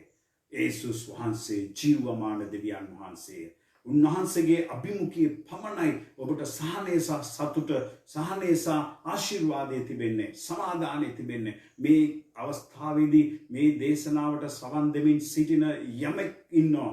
ඔබ අසාගෙන සිටින්නේ ඊටම සිත් ඇවුලින් වියවුළු ස්ථානයක, ඔබගේ තෝරා ගැනීම වැරදි ස්ථානයක සිදු වුනේ නිසා ඔබගේ ජීවිතේ එපා වෙලා, ඔබ තිත්ත වෙලා දැන් වාඩි වී සිටිනවා. මේ හඬ ඔබගේ කනට ඇසෙනකොට ඔබගේ ඇස් වලින් කඳුළු බින්දු පොළොවට පතිත වෙන එක දෙවියන් වහන්සේ දකිනවා. මගේ සෙනෙහවන්ත සහෝදරයා සහෝදරිය, ඔබගේ කාලේ ප්‍රමාද නැහැ. දැන් ඔබගේ ජීවිතේ ඔබ කරපු වැරදි තෝරා ගැනීමට සමාව අයදීමේ දෙවියන් වහන්සේගේ දරුවෙක් හැටියට උන්වහන්සේගේ පාමුල ඔබ බාර වෙන්න දෙවියන් වහන්සේට නව ජීවිතයක් දෙන්නට ජේසුස් වහන්සේ බලවන්තයි. මේ ලොත්ගේ දූවරුන් දෙන්නා කරපු ප්‍රතිඵලය තමයි මොවාබ් සහ අම්මෝනියෝ මේ ලෝකයට බිහිවීම. එතනින් නිමා වුණා නම් ප්‍රශ්නයක් නැහැ. අපි ඊළඟට තවත් සිදුවීමක් ගැන ඔබත් එක්ක මම බෙදා ගන්නට කැමතියි. ඊළඟට නැවතත් මම ආබ්‍රහම් වෙතටම මම යනවා. ආබ්‍රහම් සහ සාරා මේ ජෝඩුව ඉතාමත් ආශිර්වාදමත් ජෝඩුවක්. උත්පත්ති 12 වෙනි පරිච්ඡේදයේ ආබ්‍රහම්ට කැඳවීම ලැබුණයි කියලා අපි අධ්‍යයනය කළාට 11 වෙනි පරිච්ඡේදයේ අවසාන වචනය තමයි ආබ්‍රහම්ගේ කැඳවීම ලැබෙන්නේ. 12 වෙනි පරිච්ඡේදයේ පළවෙනි දෙවෙනි වගන්තියේදී ඔහුගේ කැඳවීම ස්ථීර කරනවා. ඔහුගේ ආශිර්වාදයෙන් කුමක්ද කියලා දෙවියන් වහන්සේ ලෑස්තිගත කරලා ආබ්‍රහම්ට දෙනවා. මෙලෙස යහපත් වූ ජීවිත රටාවක් දෙවියන් වහන්සේත් එක්ක ගොඩනගාගත් ආබ්‍රහම් ඊ타ත්ම යහපත් වූ ධර්මිෂ්ඨ මිනිසෙක් කියයි දෙවියන් වහන්සේගේ වචනේ සඳහන් වෙනවා. දෙවියන් වහන්සේ ඔහු බැහැ දකින්නට එනවා. ඔහුත් එක්ක සාකච්ඡා කරනවා. ඊට යහපත් අපි දකිනවා උත්පත්ති 15 වෙනි පරිච්ඡේදයේ 5 වෙනි වගන්තියේ දෙවියන් වහන්සේත් එක්ක ලොකු සාකච්ඡාවක් මේ ආබ්‍රහම් අතර සිදු වෙනවා. මේ සිදුවීමේදී ඊටමත් අලංකාර දෙයක් මම ඔබට පෙන්눔 කරන්න. 5 වෙනි වගන්තිය මම කියවන්නම් ඔබ සමන් දෙන්න. මේ 5 වෙනි වගන්තිය කියන සම්විධානන් වහන්සේ ඔහුව පිටතට රැගෙන ගොස් අහස්ස දෙස බලා හැකිනම් ඔය තාරකා ගණන් කරන්න නුඹේ දරු පරපුර එසේම වන්නේ යයි වදාළසේක. ආබ්‍රහම්ට දරුවෝ නැහැ. ඒ කියන්නේ සාරා සහ ආබ්‍රහම් කියන යූලට දරුවෝ නැහැ. ඔහු දෙවියන් වහන්සේ ඇවිල්ලා කතා කරලා කියනවා මම මේ ඉහළ එළියට එන්න ආබ්‍රහම් එන්න එළියට එන්න අහස දිහා බලන්න. ඒක දහවල් තද ඉරු පායලා තියෙන වෙලාවක කියනවා ඉහළ බලපන් මොනවද පේන්නේ තාරකා උඹට ගණන් කරන්න පුළුවන්ද? බෑ. ඒ තරමට මම ඔබගේ වංශය මම බහුලවත්ව නැත්නම් මම අධික කරලා දෙනවා කියලා. ඒ කියන වෙලාවේ ආබ්‍රහම්ට එක දරුවෙක්වත් නැහැ. නමුත් ආබ්‍රහම් ඒ උන්වහන්සේගේ වචනය විශ්වාසකම ඔහු තෝරගන්නවා. ඊළඟ පදේ කියන 6 වෙනි පදය ඒ 6 වෙනි පදේ ඉතාමත් ලස්සනයි. ඒකේ කියනවා ආබ්‍රහම්ද සම්විධානන් වහන්සේ අදාහගත්තේය. ඒ ඇදහිල්ල ඔහුගේ ධර්මිෂ්ඨකම වශයෙන් උන්වහන්සේ පිළිගත්සේක. එසේනම් ආබ්‍රහම් ධර්මිෂ්ඨ මිනිසෙක් කියන සහතිකය ලබා ගන්නවා දෙවියන් වහන්සේ දුන්න උත්තරය ඔහු තෝරගන්න නිසා. සෙනෙහවන්ත සහෝදරයා සහෝදරිය ඔබගේ ඇස් හමුවේ ඔබගේ ආශිර්වාදය ඔබට නොපෙනුනත් ඔබට නොදකින්නට තිබුණා. ඔබ විශ්වාස කරනවා නම් මගේ දෙවියන් වහන්සේගේ කාලය නීසි කාලය එන විට මගේ ආශිර්වාදය මගේ ජීවිතයට උන්වහන්සේ ලබා දෙනවා කියලා ඒ ඇදහිල්ල දෙවියන් වහන්සේ ගරු කරනවා. ඒකට ඔබට ලබා දෙන ඒ සඳහා ඔබට ලබා දෙන සහතිකය තමයි ධර්මිෂ්ඨකමේ සහතිකය. ඔබගේ තෝරා ගැනීම කුමක්ද? අද මේ වචනේ අසාගෙන ඉන්න මේ දේවමේට සහභාගී වෙලා මේ දෙවියන් වහන්සේගේ හඬට සවන් දෙන මාගේ සෙනෙහවන්ත සහෝදරයා සහෝදරිය ඔබත් ආබ්‍රහම් සහ සාරා මෙන් දෙවියන් වහන්සේගේ අභිමුඛයෙන් මට දරුවෙක් ඕනේ කියනවා ඒ ආශාවෙන් ඒ තාමත්ම උවමනාවෙන් ඔබ බලාපොරොත්තුෙන් ඔබ සවන් දෙන කෙනෙක් වෙන්න පුළුවන්. ආබ්‍රහම් මෙන් ඔබ විශ්වාස කරමින් දෙවියන් වහන්සේ කියපු පොරොන්දුව ඉෂ්ට කරයි කියන ඒ ඇදහිල්ලෙන් උන්වහන්සේත් එක්ක ගමන් කරන්න අනිවාර්යෙන්ම ඔබගේ ජීවිතේ මේ පැයේ සිට ඔබ ගණනේ තබා ගන්න දරුවෙක් තමාගේ අතට ගන්න ඒ කාල සීමාව එළමෙනකොට දෙවියන් වහන්සේ ඔබට දරුවෙක්දී ආශිර්වාද කරනවා ඇත. දෙවියන් වහන්සේ යහපත්. ඊළඟට දැන් ඇයි මේ තෝරා ගැනීම පිළිබඳව මම ඔබත් එක්ක මම කතා කරන්නේ. දැන් 15 වෙනි පරිච්ඡේදයේ දෙවියන් වහන්සේත් එක්ක ආබ්‍රහම් ඍජුව සාකච්ඡා කරනවා.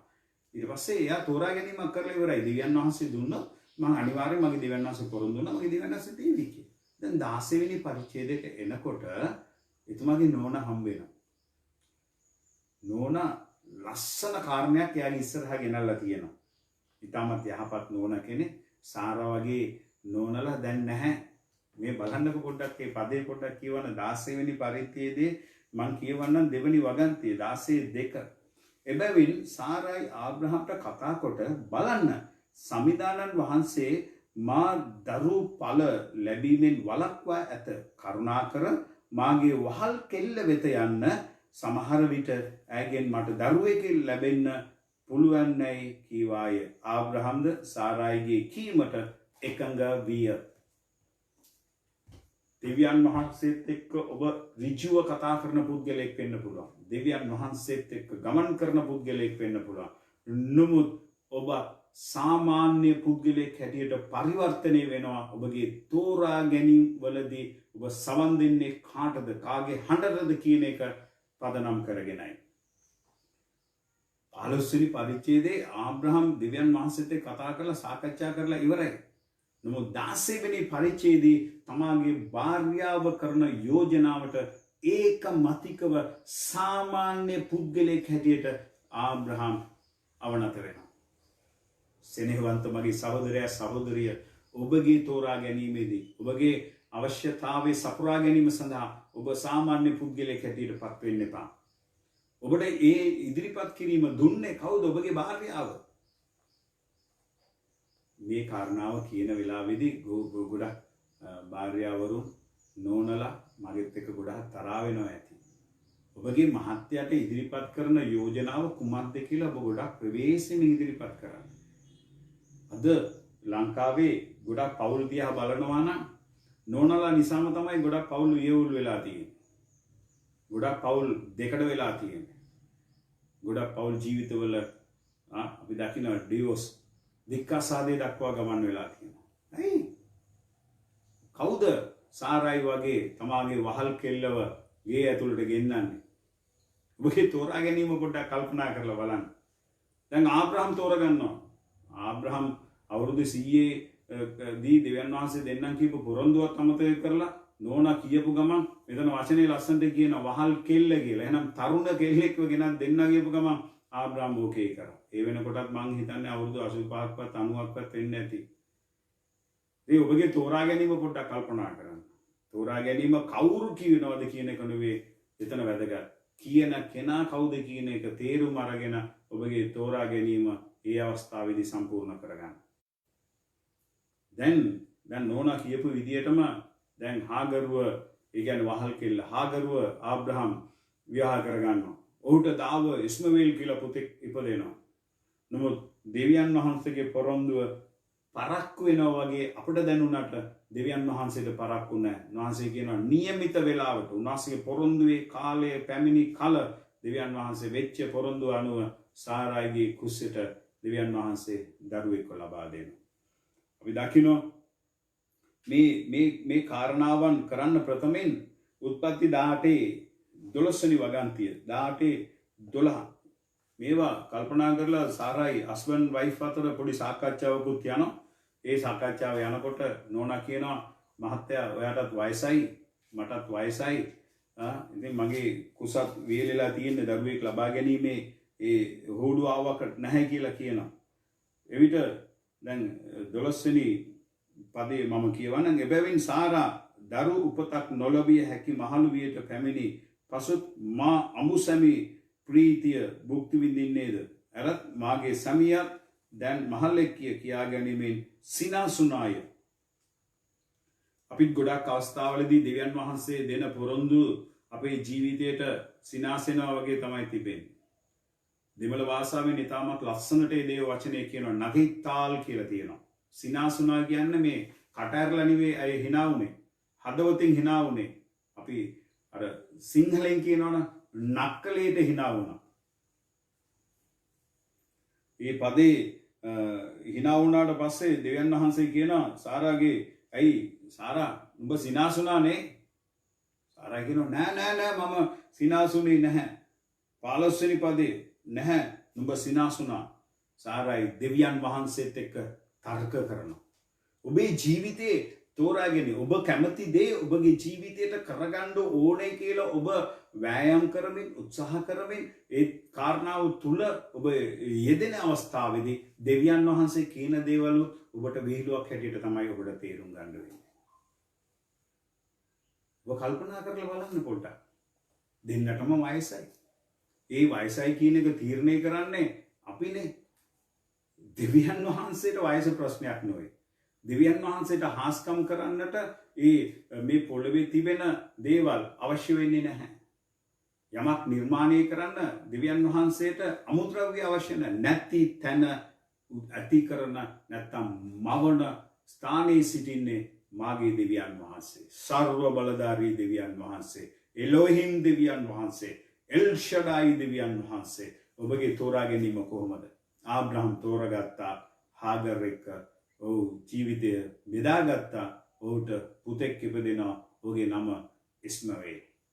මේ ඉස්මායිල් ඉපදෙන්නට හේතුවක් වූ ආබ්‍රහම් සහ සාරා මේ ලෝකෙට ආශිර්වාදය දුන්න එකතු කළේ ආබ්‍රහම්ගේ වැරදි තෝරා ගැනීම නිසා. අද වෙනකොනොත් ලෝකය ඉතාමත් දුක්ඛිත අවස්ථාවක මුහුණ දෙමින් සිටිනවා. ලෝපුරා බෝම්බ පිපිරෙන යුද්ධ සත්‍ය ඇසෙන ලංකාවේ පවා මිනිස්සු ඝාතනය වෙච්ච බෝම්බ හඬට හේතු කාරණේ වුණේ මෙන්න මේ ඉස්මේල්ගේ පරම්පරාව. කවුද කාරණේ? ආබ්‍රහම්ගේ තෝරා ගැනීමේ තිබුණු වැරදි කාරණයයි. එනේවන්තයේ දෙවියන් වහන්සේගේ පොරොන්දු අනුව 21 වෙනි පරිච්ඡේදයේ 1-2 සඳහන් කරනවා සහරා ගැබ් ගැන ඊසාක් ලබා ගැනීම. ඒ 21 වෙනි පරිච්ඡේදයේ එනකොට ඒ ඊසාක්ව ප්‍රසූති කරනවා. පොරොන්දුවේ පුත්‍රයා නම් ඊශාක්. ආබ්‍රහම්ගේ වැරදි තෝරා ගැනීමේ පුත්‍රයා තමයි ඉස්මායිල්. නමුත් අපගේ දෙවියන් වහන්සේ කරුණාව සහ සාධාරණය කරන දෙවියන් වහන්සේ ඉස්මායිල්ට දෙවියන් වහන්සේ ආශිර්වාද කළා. මේ ලෝකෙට කිතුණුවන්ට නැත්නම් ඊශ්‍රායෙල් වරුන්ට විශේෂයෙන්ම තරුණුම නපුරුම ඒ වගේම දුෂ්ටම සෙනඟ කොට්ටාසයක් හැටියට අත වෙනකොනුත් පහර දෙමින් දුකට දුක්පත් කරමින් සිටින්නේ මේ අම්මෝනිය මෝවාබ් සහ මේ ඊශ්‍රායෙල් මේ ඉස්මේවෙල්ලා. සෙනෙවන්තය තෝරා ගැනීම වැරදිච්ච තැන. අදට ඊශ්‍රායෙලට ගිහිල්ලා ඔබ බලනවා නම් ජෙරුසලමේ ඉඳලා S2 ඔසවලා බැලුවොත් එහෙම අපිට දෙවියන් වහන්සේ දුන්න සීමාව අපිට තියෙනවා. S2 පේන සීමාව දක්වා මට නුඹ දෙන්නේ මේ කියලා දෙවියන් වහන්සේ ආබ්‍රහම්ට දුන්න පොරොන්දුව. වැරදි තෝරා ගැනීම ලෝත්ව එකතු කරගත්ත නිසා මොකද වුනේ? කකුල දිග ඇරපු ගමම්ම ඉස්මායිල්ලාගේ මූණට වදිනවා කකුල. සීමාව කෙටි කරලා දැන් ඉන්නේ දෙකේ කාමරයක් ඇතුලේ ඊශ්‍රායෙල් සෙනඟ. ඇයි? ඔගේ තෝරා ගැනීම. අපේ ජීවිතේට පමණක් නොවේ ආශිර්වාදය බාධා වෙන්නේ අපගේ පරම්පරාවෙන් පරම්පරාවට අපගේ තෝරා ගැනීමේ වැරද්ද නිසා ආශිර්වාදයන් සීමාවටපත් වෙනවා. මෙන්න තවත් පුද්ගලෙක් ගැන මම ඊටමත් ඉක්මනින් ඔබත් එක්ක මම බෙදා ගන්නවා. ඌගේ තෝරා ගැනීම වැරදිච්ච තැන මොකක්ද කියලා අපි බලමු. සාවුල් රජුගේ තෝරා ගැනීම. සාවුල් රජතුමා ඊටමත්ම බුද්ධිමත්, ඊටමත් ක්‍රියාකාරීශූර, වගේම දෙවියන් වහන්සේ විසින්ම පත් කරන ලද්දා වූ රජෙක් කියලා අපි දකිනවා. 1 සාමුවෙල් 15:26. ඌගේ තෝරා ගැනීම කුමක්ද කියලා අපි පොඩ්ඩක් බැලුවා නම් 15:26 කියන ඔබ දෙවියන් වහන්සේගේ වචනේ ප්‍රතික්ෂේප කළ බැවින් දෙවිඳුන් නුඹව රජකමින් පහ කළා. 1 සාමුවෙල් 15:26. අපි දෙවියන් වහන්සේගේ වචනය ඔහු තෝරගත්තේ නැහැ. දෙවියන් වහන්සේගේ වචනය ඔහු ප්‍රතික්ෂේප කළා. ඒ නිසා දෙවියන් වහන්සේ ඔහු රජකමින් පහ කරලා දැම්මා. 1 සාමුවෙල් 15:24 ඊටමත් වැදගත් නිසා මම මේ පදේ පමණක් මම කියවන්නට මම හරි කැමතියි. 1 සාමුවෙල් 15 වෙනි පරිච්ඡේදයේ 24. 1 සාමුවෙල් 15:24. මම නැවත කියන්න 1 සාමුවෙල් 15:24 අපි කියවන්නට සමන් දෙමු. සාමුවෙල්ට පිළිතුරු දෙමින් මම පව් කෙලෙමි. මම සෙනගට බය වී ඔවුන්ගේ හඬට කීකරු වූ බැවින් සමිදානන් වහන්සේගේ ආඥාවද ඔබේ වචනද කඩ කෙලෙමි.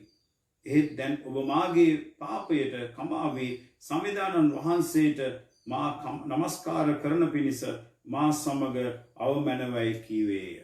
ඕගේ තෝරා ගැනීම කුමක්ද? දෙවියන් වහන්සේ කිව්වා නුඹ යුද්ධයට යනවා ඔක්කොම විනාශ කරලා එන්න ඕන. කිසි දෙයක් ගේන්න බෑ. නමුත් ඔහු කියනවා සෙනගේ හඬට මම කීකරු වුණා කියලා. මාගේ සෙනෙහවන්ත සහෝදරයා සහෝදරිය, ඔබ ක්‍රිස්තුස් වහන්සේගේ දරුවෙක් හැටියට ඔබ සවන් දෙන්නේ දෙවියන් වහන්සේගේ හඬ තෝරගන්නවද? මිනිස්යාගේ හඬ තෝරගන්නවද? අද අපි ගොඩක් වෙලාවට අපි කීකරු වෙන්නේ අපි ප්‍රේම කරන අපගේ මූණට දෙනතට ගැටෙන මිනිස්සාගේ වචනය අපි තෝරගන්නවා. එසේ තෝරගන්නේ මේ විපාකය තමයි දෙවියන් වහන්සේ පත් කරපු රජකම අපගේ ජීවිතයෙන් අපි නැති කරගන්න එකයි. අද බොහෝ දෙනෙක් මේ දේශනාවට සමන් දෙන මේ දෙහිමේට සහභාගී වීමෙන් සිටින ඔබ බොහෝ දෙනෙක්ගේ ජීවිතයේ දෙවියන් වහන්සේ කැඳෙව්වේ රජකමටයි. ඔබ කාගේ හඬටද සවන් දුන්නේ? කාගේ හඬද ඔබ තෝරගත්තේ? දෙවිඳුන්ගේ හඬ ඔබ තෝරගන්නේ නම් ඔබගේ සිංහාසනය සදාකාලෙම පවතිනවා. ඔබගේ ආශිර්වාදය සදාකාලෙම පවතිනවා. ඔබගේ ආශිර්වාදය හොරකම් කරන්නට කිසි කෙනෙකුට අයිතියක් නැහැ. අද ඔබ දකින්න ඔබගේ ජීවිතය ගැන, ඔබගේ අතීතය ගැන පොඩ්ඩක් කල්පනා කරලා ආවර්ජනය කරලා බලන්න. මම කොතනද සිටියේ? මම ඉන්නේ කොතනද? බොහෝ දෙනෙක් කියනවා මම කාලයක් හොඳට ව්‍යාපාර කළා. මට දෙවියන් වහන්සේ සීළු දේවලින් ආශිර්වාද කළා. මට දෙවියන් වහන්සේ අත පිරෙන්න දුන්නා. මම දසයෙන් කොටසද පඬුරද සභාවේ සියලු වැඩ කටයුතු මමයි කළේ. මමයි ප්‍රමුඛත්වය අරගෙන කළේ.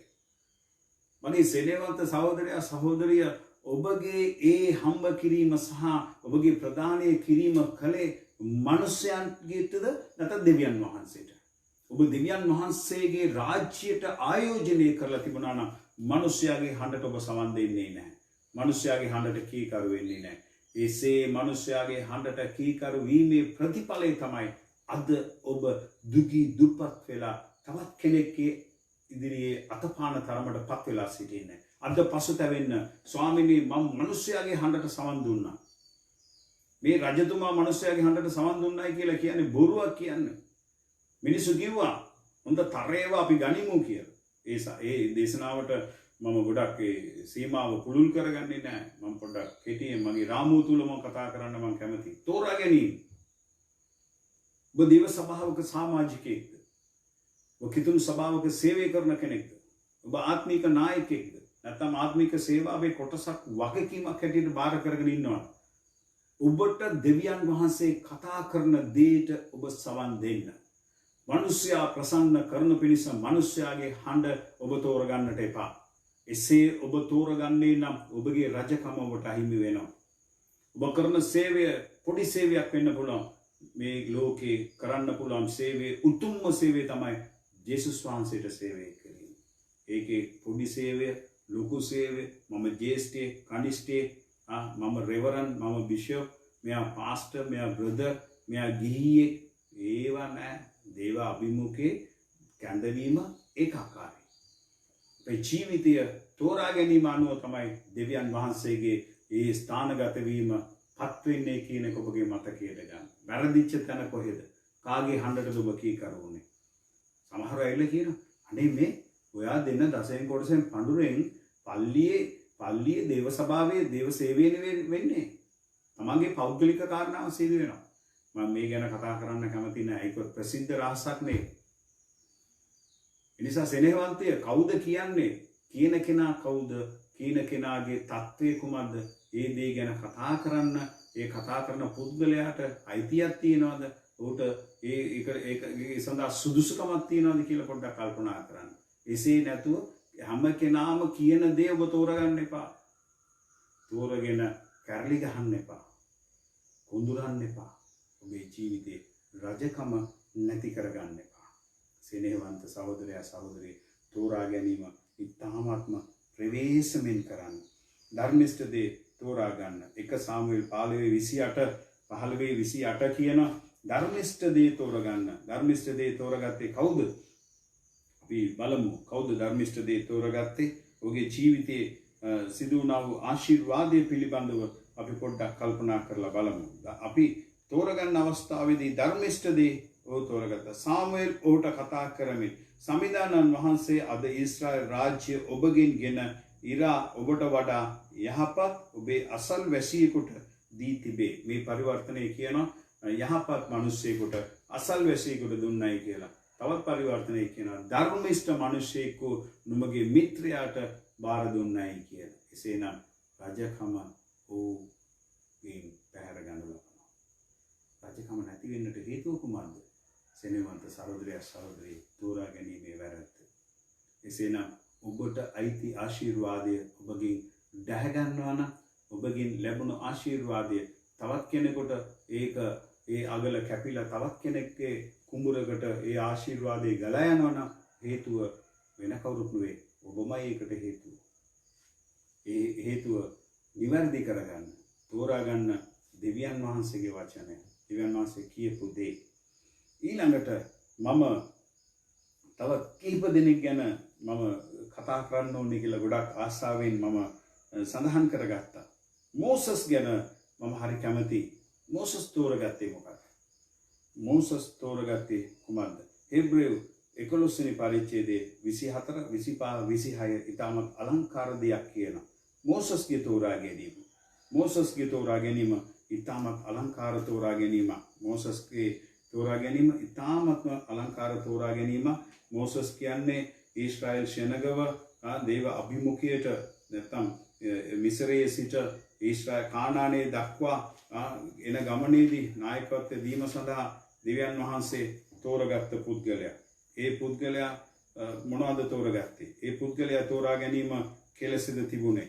ඒ තෝරා ගැනීම සඳහා දෙවියන් වහන්සේ ඇයි මෙතරම් පාරට්ටු කරන්නේ? ඔහු තෝරගත්තේ කුමක්ද? ඒ පිළිබඳව ඇයි දේව වචනය තුල සඳහන් කරනට තරම් ඔහු මොනවද තෝරගත්තේ? අපි කියමු 11 වෙනි පරිච්ඡේදයේ 24 සහ 25.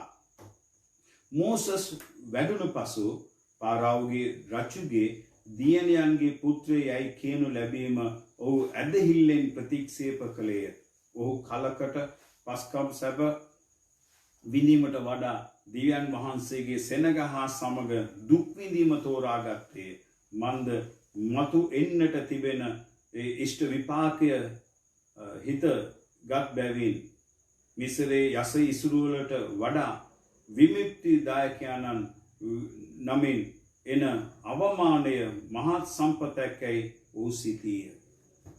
මෝසස්ගේ තෝරා ගැනීම කොතරම් අනර්ගද. ඔබගේ ජීවිතයේ ඔබ තෝරගන්නේ ඔබගේ තත්ත්වයද? මගේ කුලයද? එසේ නැත්නම් මගේ ජාතියද? නැත්නම් මගේ භාෂාවද? නැත්නම් මගේ රටද? මට තිබෙන ඩොලර්ද යුරෝද? මට තියෙන දෙමහල් ඒ වගේම විශාල ගොඩනැගිලිද? ව්‍යාපාරද? යාන වාහනද? මේ වද ඔබ තෝරගන්නේ. මෝසස් දෙවියන් වහන්සේත් එක්ක ගමන් කළාවේ ගමනේදී හොඳ යහපත් අත්දැකීමක් මගේ දෙවියන් වහන්සේත් එක්ක ජීවත් වීම වගේ මගේ දෙවියන් වහන්සේ සමග මගේ ජීවනයේ නැතිවීම මට වාසී කියලා. මෝසස් දෙවියන් වහන්සේ කැඳවීම දෙන අවස්ථාවේදී ඔය කියන මට යන්න බෑ ප්‍රතික්ෂේප කිරීමේ හේතු කාරණා බොහොමයක් කියලා දෙවියන් වහන්සේගේ පෙරත්ත කිරීම අනුව තමයි ඔහු මිසරයට ගමන් කරන්නේ. ඒ මිසරයට යාම තෝරාගත්ත නැති නිසා තමයි තනියෙන් යන්න බෑ කියන හේතු කාරණා කියපු නිසායි ඔහුට ඔහුගේ සහෝදරයා ආරුන්ව දෙවියන් වහන්සේ එකතු කළේ. ඒ වැරදි තෝරා ගැනීමයි යන්න බෑ කියන තෝරා ගැනීම. ඔහු ගිහිල්ලා තිබුණා අදත් රූප වන්දනාව නැත්තම් මේ රූප වැඳීම අපේ සංස්කෘතියට නැත්තම් මේ ලෝක සංස්කෘතියට එකතු වෙන්නේ නැහැ. මේ ඊශ්‍රායල් සංස්කෘතියට එකතු වෙන්නේ නැහැ. අද බොහෝ දෙනෙක්ම පසුපැටවුන් හදනවා. හේතුව මොකද? වැරදි තෝරා ගැනීම. මෙච්චර බෑ කියපු මේ මෝසස් කියනවා ස්වාමිනී මගේ නම ජීවන පුතෙන් කුරුටු ගහලා දාන්න. ඇයි කිව්වොත් එහෙම මිදුම් කරුවානෝ මේ ලෙවි වංශයෙන් එන්නට බෑ ස්වාමිනී. ඒ නිසා මාව ජීවන පුතෙන් අරන් දාන්න. මේ ඊශ්‍රායලයේ මේ සෙනග වහන්සේ සමාව දෙන්නේ. දෙවියන් වහන්සේත් එක්ක තිබුණේ සමීප සම්බන්ධතාවය. දෙවියන් වහන්සේත් එක්ක ඔහු කාලය ගත කිරීමත් සමග ඔහුගේ ජීවිතයේ තෝරා ගැනීම ඉතාම උතුම් තෝරා ගැනීමක් වෙනවා. කියනවා මම රජෙක්ගේ පුතෙක් නැත්නම් රජ වංශයට අයිති කෙනෙක් කියලා කියනවට වඩා සම්පත් වලට වඩා තමාට ලැබෙන සැපට වඩා සමිදානන් වහන්සේ වෙනුවෙන් දුක් විඳීම යහපත් කියලා ඔබ තෝරගන්නවා. සෙනෙහවන්තය ඔබගේ තෝරා ගැනීම කොහොමද කියලා. අද ඇවිල්ලා කවුරු හරි කියනවා නම් ඔබට ඒක දෙන්නම් මේක දෙන්නම් කියලා ඔබ යන්නේ කොහෙටද? ගැන කතා කරොත් දුකක් වේදනාවක් දැනෙවි නේද? අද බොහෝ දෙනෙක් සේවයම විකුණනවා, සභාව විකුණනවා, සභාව විකුණලා ලංකාවෙන් පිට යුරෝපයට යනවා. ඇයි සෙනෙහවන්තය අද ඇමරිකාව විවෘත කරලා, කැනඩාව විවෘත කරලා, එංගලන්තය විවෘත කරලා, ඉතාලිය විවෘත කරලා ඔබට ආරාධනාවක් ලැබෙනවා නම් අද ෆ්ලයිට් එකට ටිකට් එකක් දාලා දෙන්නම් ඔබ එනවාද කියලා ඉතාලියට, ඇමරිකාවට එනවා. අයියෝ බෑ. ඇයි? කොරෝනා. නමුත් මේ අවුරුදු දෙකකට කලින් ඇමරිකාවට යන්න, යුරෝපයට යන්න ඕන නිසා සභාව උකස් තියපු දේව ශුද්ධවන්ත දේවදාසියෝ මේ ලංකාවේ ජීවත් වෙනවා. තෝරා ගැනීම කොහෙද? මෝසස්ගේ තෝරා ගැනීම කොහෙද? මෝසස් කියන මට දුක් විඳීම යහපත්. සෙනෙහවන්තය ඔබගේ ජීවිතයේ ඔබ තෝරාගන්නේ මොනවද? යහපත් දේ තෝරගන්න. දෙවියන් වහන්සේගේ අභිමුඛය තෝරගන්න. මෙලෙස මෝසස් කියන ඊළඟට මම දකිනවා යෝසුවගේ යහපත් තෝරා ගැනීම. මේක ඉතාමත් වැදගත් තෝරා ගැනීම. මේ තෝරා ගැනීම ඔබගේ ජීවිතේ සිදු වෙන්න ඕනේ කියලා මම ඉතාමත්ම ආසා වෙනවා. යෝසුවා පොතේ 24 වෙනි පරිච්ඡේදයේ 14:15 ඔබ කියවනවා නම් 14:15 ඉතාමත් පැහැදිලි කියන යෝසුවා කියනවා ගඟින් එතර මෙතර මුලට ඕන දෙයක් තෝරගනින්න. ඕන දෙවි කෙනෙකුට වන්දනා කරපල්ලා. ඕන කෙනෙකුට ඔබට নমස්කාර කරපල්ලා. අපි නම් මම නම් මමද මගේ පවුලේ සියලු දෙනාද මගේ දෙවියන් වහන්සේට පමණයි নমස්කාර කරන්නේ. ජීවිතේ ගත්තව වැදගත්ම තෝරා ගැනීම. ඔබගේ ජීවිතේ ඔබ ගන්නවද මේ වගේ තෝරා ගැනීම? එසේ නැතිනම් ඔබ ජීවත් වෙන පසුබිමට අනුව ඒ පසුබිමට ආවේනික වර්ණ ගන්නවන්නා වූ සතෙකුමෙන් ඔබ වෙනස් වෙනවා. මේ විනාඩි කිහිපේ කතා කරන විට ඔබ කියන්න පුළුවන් ඔබ දේශනා කරන්නේ ඉතාමත්ම ත්‍රස්තවාදියෙක් වගේ කියලා. මූලධර්මයක් වගේ. ඔව්, රැඩිකල් දේශනාවක් ඔබට සවන් දෙන්නේ. ඔබ ක්‍රිස්තුස් වහන්සේ වෙනුවෙන් ජීවත් වෙන්න තීරණයක් ගත්තා නම් සියලු දේ අතාරින්නට ඔබ සූදානම් වෙලා සිටින්නට ඕනේ. తాවකාලික සැප සම්පත නිසා මම ඒ පැත්තේ එගොඩක් තියෙනවා, මම මෙගොඩක් තියෙනවා. එගොඩක් බෑ, මෙගොඩක් බෑ. එක ස්ථානගත වෙන්න ඕනේ. එසේ නැතිනම් ඔබට ජීවිතයක් නැහැ. යෝසුවා කියනවා අපි নমස්කාර කරන්නේ, අපි සේවය කරන්නේ ජීවමාන දෙවියන් වහන්සේට පමණයි. ශ්‍රී ලංකා දේශය දෙවියන් වහන්සේගේ පැත්තට හරව ගන්නට ඕනේ නම් මේ ශ්‍රී ලංකා දේශය දෙවියන් වහන්සේගේ රාජ්‍යයක් කොට උන්වහන්සේට පූජා කරන්නේ නම් ඔබගේ ජීවිතයේ තෝරා ගැනීම ඉතාමත් වැදගත්. ඔබගේ ජීවිතයේ තෝරා ගැනීම ඉතාමත්ම වැදගත්. ඔබගේ ජීවිතයේ යහපත් දේ තෝරගන්න. යහපත් දේ ඔබගේ ජීවිතයට එකතු කරපු දෙවියන් වහන්සේව තෝරගන්න. ඔබගේ තෝරා ගැනීමේදී ඔබට දෙනවා නම් වර්ග දෙකක්. ඒ වර්ග දෙකෙන් මගේ ජීවිතයට යහපත් කර දේ කළ, මගේ ජීවිතයට ගැලවීම දුන්න කල්වරියේ ලේ වගුරා මාගේ පාපයෙන් මට මිදීම දුන් මගේ යේසුස් වහන්සේටයි මම নমස්කාර කරන්නේ. මෙන්න තෝරා ගැනීම. යෝසුවාගේ තෝරා ගැනීම. ඊළඟ පුද්ගලයා ඊ타මත්ම කිතුණු සමාජයේ සියලු දෙනාම අනුගමනය කළ යුතු, තීරණ ගත යුතු ස්ථාවරයේ ආදර්ශයක් අපට ලබා දුන්නු දානියෙල්ගේ තීරණ. දානියෙල්ගේ තීරණ ඉතාමත් වැදගත්. ඉතාමත් වැදගත් පමණක් නොවේ, අද මේ වර්තමානයේ ලෝකයේ ජීවත් වෙන දානියෙල්ලට දෙවියන් වහන්සේ අද මේ Facebook එකේ හරහා දෙන මේ දේව පණිවිඩයෙන් ඔබට කතා කරලා කියනවා දානියෙල්ලා වෙයල්ලා. දානියෙල් මෙන් ඔබගේ ජීවිතය වෙනස් කරගනිලා. දානියෙල් මෙන් ජීවිතයේ තීරණ ගන්නට ඔබගේ ජීවිතය වෙනස් කරගන්න. දානියෙල් පොතේ 1:8 දානියෙල් ගන්න පළවෙනි තීරණය. රජ මාලිගාවෙන් ලැබෙන කිසිම ආහාරයකින් පානයකින් මගේ ශරීරය මම කැලල් කරගන්නේ නැහැ. මම අපිරිසිදු කරගන්නේ නැහැ. ඔහුගේ ප්‍රථම මේ අධිෂ්ඨානය ශරීරය. මේ ශරීරය මං කවදාවත් අපවිත්‍ර කරගන්නේ නැහැ. මක් නිසාද ඔහු දැනගෙන සිටියා ඔහුගේ ශරීරය නම් දෙවියන් වහන්සේගේ මාලිගාව කියලා. සෙනෙහවන්ත මගේ තරුණ සහෝදරයා සහෝදරිය, ඔබ ජීවත් වෙන ඔබගේ පසුබිම. දානියෙල් මේ කාරණේ තීරණය ගන්නේ බබිලෝනියේ සිට. ඔහුව ගෙනිච්ච ගමන් වහල්කමට ගෙනිච්චා. ඔහුගේ නම වෙනස් කරනු ලැබුවා. මිනිස්සෙක්ගේ ජීවිතයට දෙන්න පුළුවන් පහත්ම නින්දිත කාරණේ තමයි ඔහුගේ නම වෙනස් කිරීම. දානියෙල්ගේ නම වෙනස් කරනු ලැබුවා. ඒ පමණක් නෙවෙයි බබිලෝනියේ තිබු ශාස්ත්‍ර සියලු දේම ඔහුට ගන්නු ලැබුවා. එසේනම් ඔහුට තිබුණු ශාස්ත්‍රීය මේ අධ්‍යාපනයේ පමණක් නෙවෙයි එහි තිබුණු සියලුම නක්ෂාස්ත්‍ර සියලුම ශාස්ත්‍ර ඔහුට ගන්නු ලැබුවා. ඔහු ඉගෙන ගත්තා. සියලු දෙනා සමග සිටියා ජීවත් වුණා. නමුත් ඔහුගේ ශරීරය ඔහුගේ ජීවිතය ඔහු අපවිත්‍ර කරගත්තේ නැහැ ඔහුගේ තෝරා ගැනීම. ඔබ කොහොමද? ඔබ කියනවා අපි ජීවත් වෙන්න සමාජය ටිකක් අමාරුයිනේ. අපි ජීවත් වෙන්නේ තොට ළඟනේ. අපි ජීවත් වෙන්නේ සමහර ස්ථාන කියනවා. ඒ ස්ථානවලනේ. ඒ නිසා වටේ පිට මිතුරෝ ඉන්නවා. මගේ යාළුවෝ සෙට් එකට එකතු වුණාම මට බෑ වගේ ජීවත් වෙන්න. දානියෙල් ජීවත් වෙලා පෙන්නපු තරුණෙක්. තීරණවලදී ස්ථීරව ඉන්නට බැරි නම් ඔබගේ ජීවිතය ගැන ඔබ දෙසරයක් හිතලා බලන්න. තීරණයක් ගන්නවා දෙවියන් වහන්සේගේ අභිමුඛයට අවිලා තෝරා ගැනීමක් කරනවා. මම ඉරිදා දවසේ දේව අභිමුඛයයි තෝරාගන්නේ. ඊළඟ සතියේ කියනවා මට ව්‍යාපාරයක් සෙට් වුණා.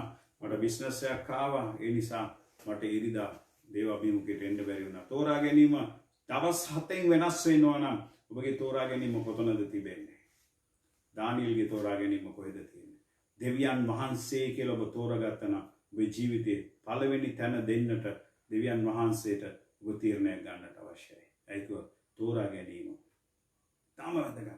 දැන් ශරීරය ගැන තෝරා ගැනීමක් ගත්ත දානියෙල් ඊළඟට දානියෙල් 6 වෙනි පරිච්ඡේදයේ 10 වෙනි වගන්තියේ තෝරා ගැනීමක් කරනවා.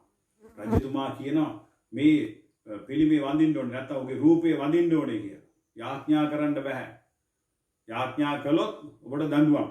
අපි කියමු දානියෙල් 6 වෙනි පරිච්ඡේදයේ 10 වෙනි වගන්තිය. දානියෙල් 6:10. දානියෙල් 6:10 ඔබ අධ්‍යයනය කරනවා වගේම ඔබගේ ජීවිතය ඔබ කොට කල්පනා කරලා බලන්න ඔබ ඔබ ගත්ත තෝරා ගැනීම වල ඔබ කොයි ස්ථානයේද සිටින්නේ කියලා. ඔබගේ තෝරා ගැනීම ඉතාමත් වැදගත්. ඒ තෝරා ගැනීම මත ඔබ රැඳී සිටිනවා. එසේ නැත්නම් ඔබ තෝරා ගැනීම වලදී දිනින් දින පැයකින් ඔබ වෙනස් වෙනවා. මෙන්න බලන්න. 6:10 කියන දානියෙල් 6:10 මම කියවන්නම්. රාජ ආඥාව පනවා ඇති බව දානියෙල්ට ආරංචි වූ විට ඔහු ගෙදර ගොස් උඩුමහල් මැදුරේ කවුළු යෙරුසලේමේ දෙසට ඇරී තිබියදී පුරුදු පරිදි දිනකට 3 වරක් දනින් වැටි තමාගේ දෙවියන් වහන්සේ ඉදිරියේ යාඥා කොට ස්තුති පූජා කළේය.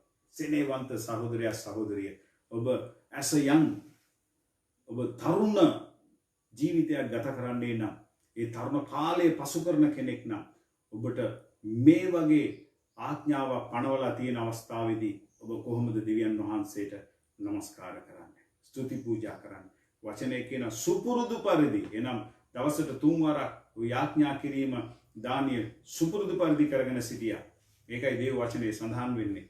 මේ නීති රීති ඔහුගේ යාඥාවට බාධාවක් වුණේ නැහැ. ඊට විපාකය මොකද්ද? ප්‍රතිඵලය මොනවාද? ඔහු දෙවියන් වහන්සේව තෝරා ගැනීම හරහා ඔහුගේ ආත්මික ජීවිතය තෝරා ගැනීම හරහා ඔහුට ලැබුණු ප්‍රතිඵලය මොකද්ද? ඔහු ගිහිල්ලා සිංහ ගුහාවට දානවා. මේ පද කියවන්නට අපට වෙලාව ඊ타ත්ම කෙටිව තිබෙන නිසා ප්‍රතිඵල ඔබ 6 වෙනි පරිච්ඡේදයේ 20 21 22 ඔබට අධ්‍යයනය කළා නම් ඊ타ත්ම අලංකාරව ඒ ප්‍රතිඵල ඔබට දැනගන්නට පුළුවන්. 20 වෙනි වගන්තිය සඳහන් වෙනවා. මම කියවන්නම් ඔබ සවන් දෙන්න. 20 වෙනි වගන්තිය දානියෙල් සිටි සිංහ ගුහාවට ලං වෙත්ම ඔහු සංවේදීත්ව හඬකින් මොරගසා ජීවමාන දෙවියන් වහන්සේගේ මෙහෙකරු වන දානියෙල් ඔබ නොකඩවා নমස්කාර කරන ඔබේ දෙවියන් වහන්සේ සිංහයන්ගෙන් ඔබ ගලවා ගන්නට පුළුවන් වීදයි ඇසුවේය. මේ කියන්නේ කවුද? රජතුමා. ඌ ස්ථාව සංවේදී දුකින් ඇවිල්ලා අනේ දානියෙල් ගෝ දෙවියන් වහන්සේ බේරගත්තද? සිංහයාගේ කටින් බේරගත්තද? ප්‍රතිඵල ඉතාමත් ලස්සනයි. 21 බලන්න. ඒ විට දානියෙල් මෙසේ පිළිතුරු දුන්නේය. රජතුමනි ඔකේන විරාත් කාලයක් වැජමෙත්වා හා මාගේ දෙවියන් වහන්සේ තමන්ගේ දූතයන් යවා සිංහයන්ගේ කටවල් පිය වූසේක. එබැවින් උන්ගෙන් මට කිසි අනතුරක් නොවීය. මාගේ දෙවියන් වහන්සේ එසේ කළේය. උන්වහන්සේ ඉදිරියේ මා නිදොස් කෙනෙක් වන බැවින් ඇරත් රජතුමනි ඔබ ඉදිරියේ මා කිසිත් වරදක් කර නැත. ප්‍රතිඵලය මොකද්ද? දෙවියන් වහන්සේ වෙනුවෙන් ජීවත් වෙන්නට ඔබ තීරණයක් ගත්තා නම් දෙවියන් වහන්සේ ගොරවන සිංහයාගේ කටත් වසනවා. රජතුමන් ඉදිරියේ ඔබ දන්නවද දානියෙල්ව රජතුමා ගිහිල්ලා සිංහ ගුහාවට දැම්මම දානියෙල් සැපට නිදි. නමුත් දානියෙල් වෙනුවෙන් යාඥා කරන සර්ව රාත්‍රික යාඥාව රජතුමා රෑ නිදාගත්තෙත් නැහැ, රෑ කැම කෑවෙත් නැහැ, උඩ සංගීතයක් නැහැ, උඩ සතුටක් නැහැ. එසේනම් දුක්ඛිතව රෑ මුළුල්ලේම නිින්දක් නැතුව හිටියා පාන්දර සිංහ ගුහාවට යනකම්. ප්‍රතිඵල ඔබ වෙනුවෙන් යාඥා කරන අනිත් අය ඔබගේ ජීවිතය ආරක්ෂාව සඳහා. වයිලා කියනවා ඔබ යාඥා කරන දෙවියන් වහන්සේට ඔබ බේරගන්න සාක්ෂිය ඔබගේ ජීවිතයෙන් ගන්න තීරණ නිසා, ඔබ ගන්න තෝරා ගැනීම නිසා. ඔබ තෝරාගන්නේ මොනවද? දෙවියන් වහන්සේ වෙනුවෙන් ජීවත් වෙනවා කියලා තෝරා ගන්නවා. එහෙම නැත්නම් හදිස්සි තෝරා ගැනීම කරනවාද? ආබ්‍රහම් වගේ නැත්නම් ලොත්ලා වගේ, එහෙම නැත්නම් ලොත්ලාගේ දියණියන් මේ එසේ කිරීමෙන් සමාජයට සහ අපේ ශාසනයට ඒ වගේම අපිට අහිතකර ප්‍රතිඵල ලැබෙනවා. අහිතකර ප්‍රතිඵල. මම දැන් ඉක්මනින්ම ගමන් කරනවා. ඊටාත්ම වැදගත් පුද්ගලයෙක් ගැන මම විනාඩි කිහිපයක් ඔබත් එක්ක සාකච්ඡා කරන්නට නැත්නම් බෙදා ගන්නට මම කැමති වෙනවා. මේ පුද්ගලයා හරිම උගත්, well educated person. ඒකත් ඔහුට මේ ලෝකෙන් ලැබෙන නුවණ පමණක් නෙවෙයි, ඔහු දෙවියන් වහන්සේගෙන් ඉල්ලුවා මට ප්‍රඥාව දෙන්න ස්වාමීනි. ප්‍රඥාව ලබාගත් සාමුවෙල්ගේ තෝරා ගැනීම ගැනයි මම ඔබත් එක්ක මම කතා කරන්නේ. අද මේ ලෝකේ ගොඩක් සාමුවෙල්ලා ඉන්නවා දේව සභාව තුල. සාමුවෙල්ලා ගොඩක් ඉන්නවා. අවුරුදු 16 17 පව වෙනකොට සාලමෝන්ලා මේ සාලමෝන්ලා වගේ තමයි මේ තෝරා ගැනීම කරන්නේ. මේ සාලමෝන්ලා හරි හොඳයි. තෝරා ගැනීම කරන හොඳ බුද්ධිමත් පුද්ගලයා. මේ සාලමෝන් ගැන මම කතා කරන්න හරි කැමතියි. ඒකෝත් එම සාලමෝන් කිව්වම ඊටාත්ම බුද්ධිමත් පුද්ගලයෙක්නේ. ඔහුගේ තෝරා ගැනීම ටික පොඩ්ඩක් බලන්න. එක රාජ්‍යාවලියේ 4 වෙනි පරිච්ඡේදය. එක රාජ්‍යාවලියේ 4 වෙනි පරිච්ඡේදයේ 29 සිට 34 දක්වා. එක රාජ්‍යාවලිය 29 සිට 34 දක්වා. එක රාජ්‍යාවලිය.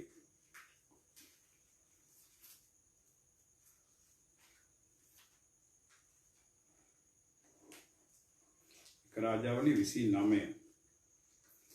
මේ ජීවිතේ තෝරා ගැනීම ඉතාමත් වැදගත්. මේ පිළිබඳව ඔබත් එක්ක මම කතා කරන්නට, මේ තෝරා ගැනීම පිළිබඳව කතා කරන්නට හේතුවක් තියෙනවා. අයිද කිව්වනම් අපේ ජීවිතේ, මගේ සේවා ජීවිතේ ගොඩක් අය මේ ගැන තමයි ප්‍රශ්න අහන්නේ. උන් මම ළඟට ආපු ගමම ගොඩක් වෙලාවට අහනවා, "පාස්ටර් මට පොඩි ප්‍රශ්නයක් තියෙනවා." මොකක්ද ප්‍රශ්නේ?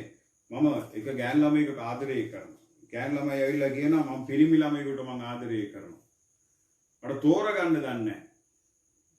ඉතින් මේ තෝරා ගැනීම පිළිබඳවත් පොඩ්ඩක් ඔබට සාලමෝන්ත් එක්ක කතා කරන්න කියලා මට පොඩ්ඩක් කැමැත්තක් දැනුණා. කොහොමද සාලමෝන් තෝරගත්තේ? ඔබත් සාලමෝන් වගේ තෝරගන්නවාද? මේ බලන්න 4 වෙනි පරිච්ඡේදයේ 29 සිට 34 දක්වා. දෙවියන් වහන්සේ ඊතා මහත් ප්‍රඥාවන්තයෙකු මුහුදු වෙරළේ වැලිමෙන් විශාල වූ සිහියකුත් සාලමෝන්ට දුන්නේය.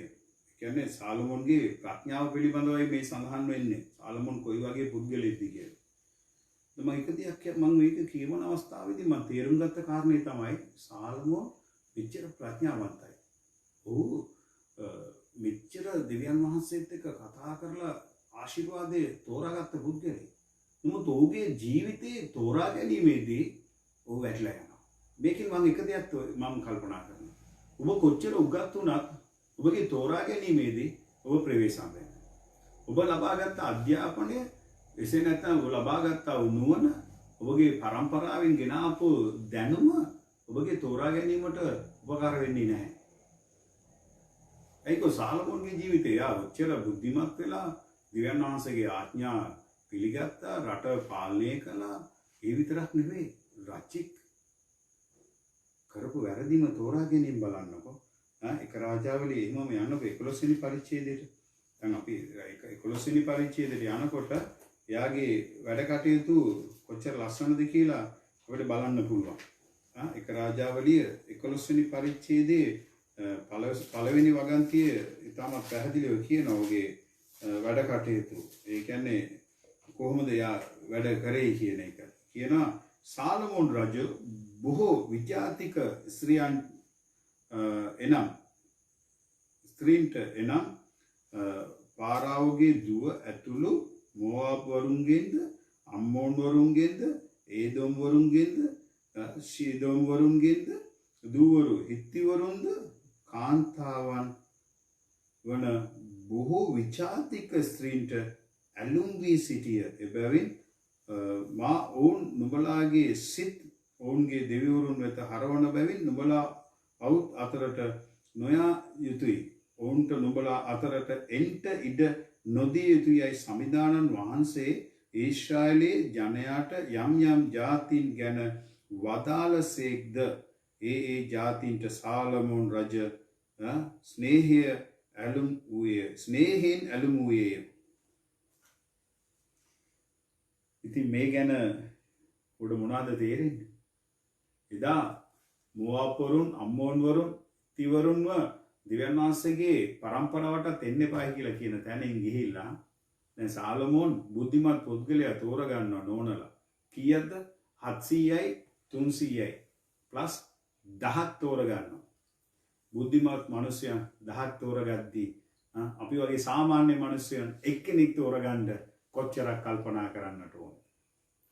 ද ක්‍රිස්තුස් වහන්සේට ජීවිතේ බාර දෙමින් වහන්සේගේ ලේවලින් සෝදා පවිත්‍ර කළ දෙවියන් වහන්සේගේ දරුවන් යයි කියා ගන්නා වූ අපි තෝරගන්නේ මොනවද?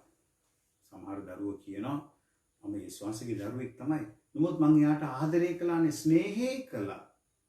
ගොඩක් අයට ආදරය කිව්වම තේරෙන්නේ නැහැ මං ලව් කළා. ඉතින් තෝරගන්නේ කොහෙ ගිහිල්ලාද? මම කැමති නැහැ ඉතින් මේ මොවාබ් වරුන්ද අමෝන් වරුන්ද කියලා ඔබගෙන් අහන්න. දැන් ගොඩක් අය දෙන පිළිතුර තමයි මං යාව දේවස්ථානෙට එක් කරගෙන යනවා. එයාට යේසුස් වහන්සේ ගැන කියලා දෙනවා. ඊට පස්සේ එයා ගැලවීම ලබනවානේ. ඊට පස්සේ බෞද්ධිස්ම දුන්නට පස්සේ තමයි අපි විවාහ වෙන්නේ. එතකොට ඒගොල්ලෝ දෙන ඊටාත්ම විහිළුදායක උත්තරේ තමයි දෙවියන් වහන්සේගේ අභිමුඛයට තවත් ආත්මිකුත් එකතු වෙනවානේ. ඔබගේ ජීවිතය කාලය පරදුවට තබලා දේව අභිමුඛයට ආත්මයක් ගේන්න ඔබට අවශ්‍ය නැහැ. ඔබගේ තෝරා ගැනීම පිළිබඳව ඉතාමත් ප්‍රවේශම් වෙන්න. ඔබ කරත්තයක් දැක්කනම් එක පැත්තක මිහරකෙකුයි අනිත් පැත්තේ එළුවකුයි ගැට ගැහුවම කරත්තේ යන්නේ නැහැ. කරත්තේ දෙපැත්ත ගැට ගහන්න නම් හරියටම ඒ කරත්තේට අදාළ හරකව මිහරකව ගැට ගහන්න ඕන. ඔබේ ජීවිතේ ඔබ ගැට ගහගන්නේ කාවද? වර දකුණට අරිනකොට ඔගොල්ලෝ වම් පැත්තට අදිනවා. ජීවිතය අදිනවා. මගේ සහෝදරයා සහෝදරිය තෝරා ගැනීමේදී සාලමෝන් වගේ බුද්ධිමත් වෙන්න එපා. ඔබගේ ප්‍රඥාව පාවිච්චි කරන්න. දෙවියන් වහන්සේගේ අභිමුඛයේ යාඥාවෙන් ඉන්න.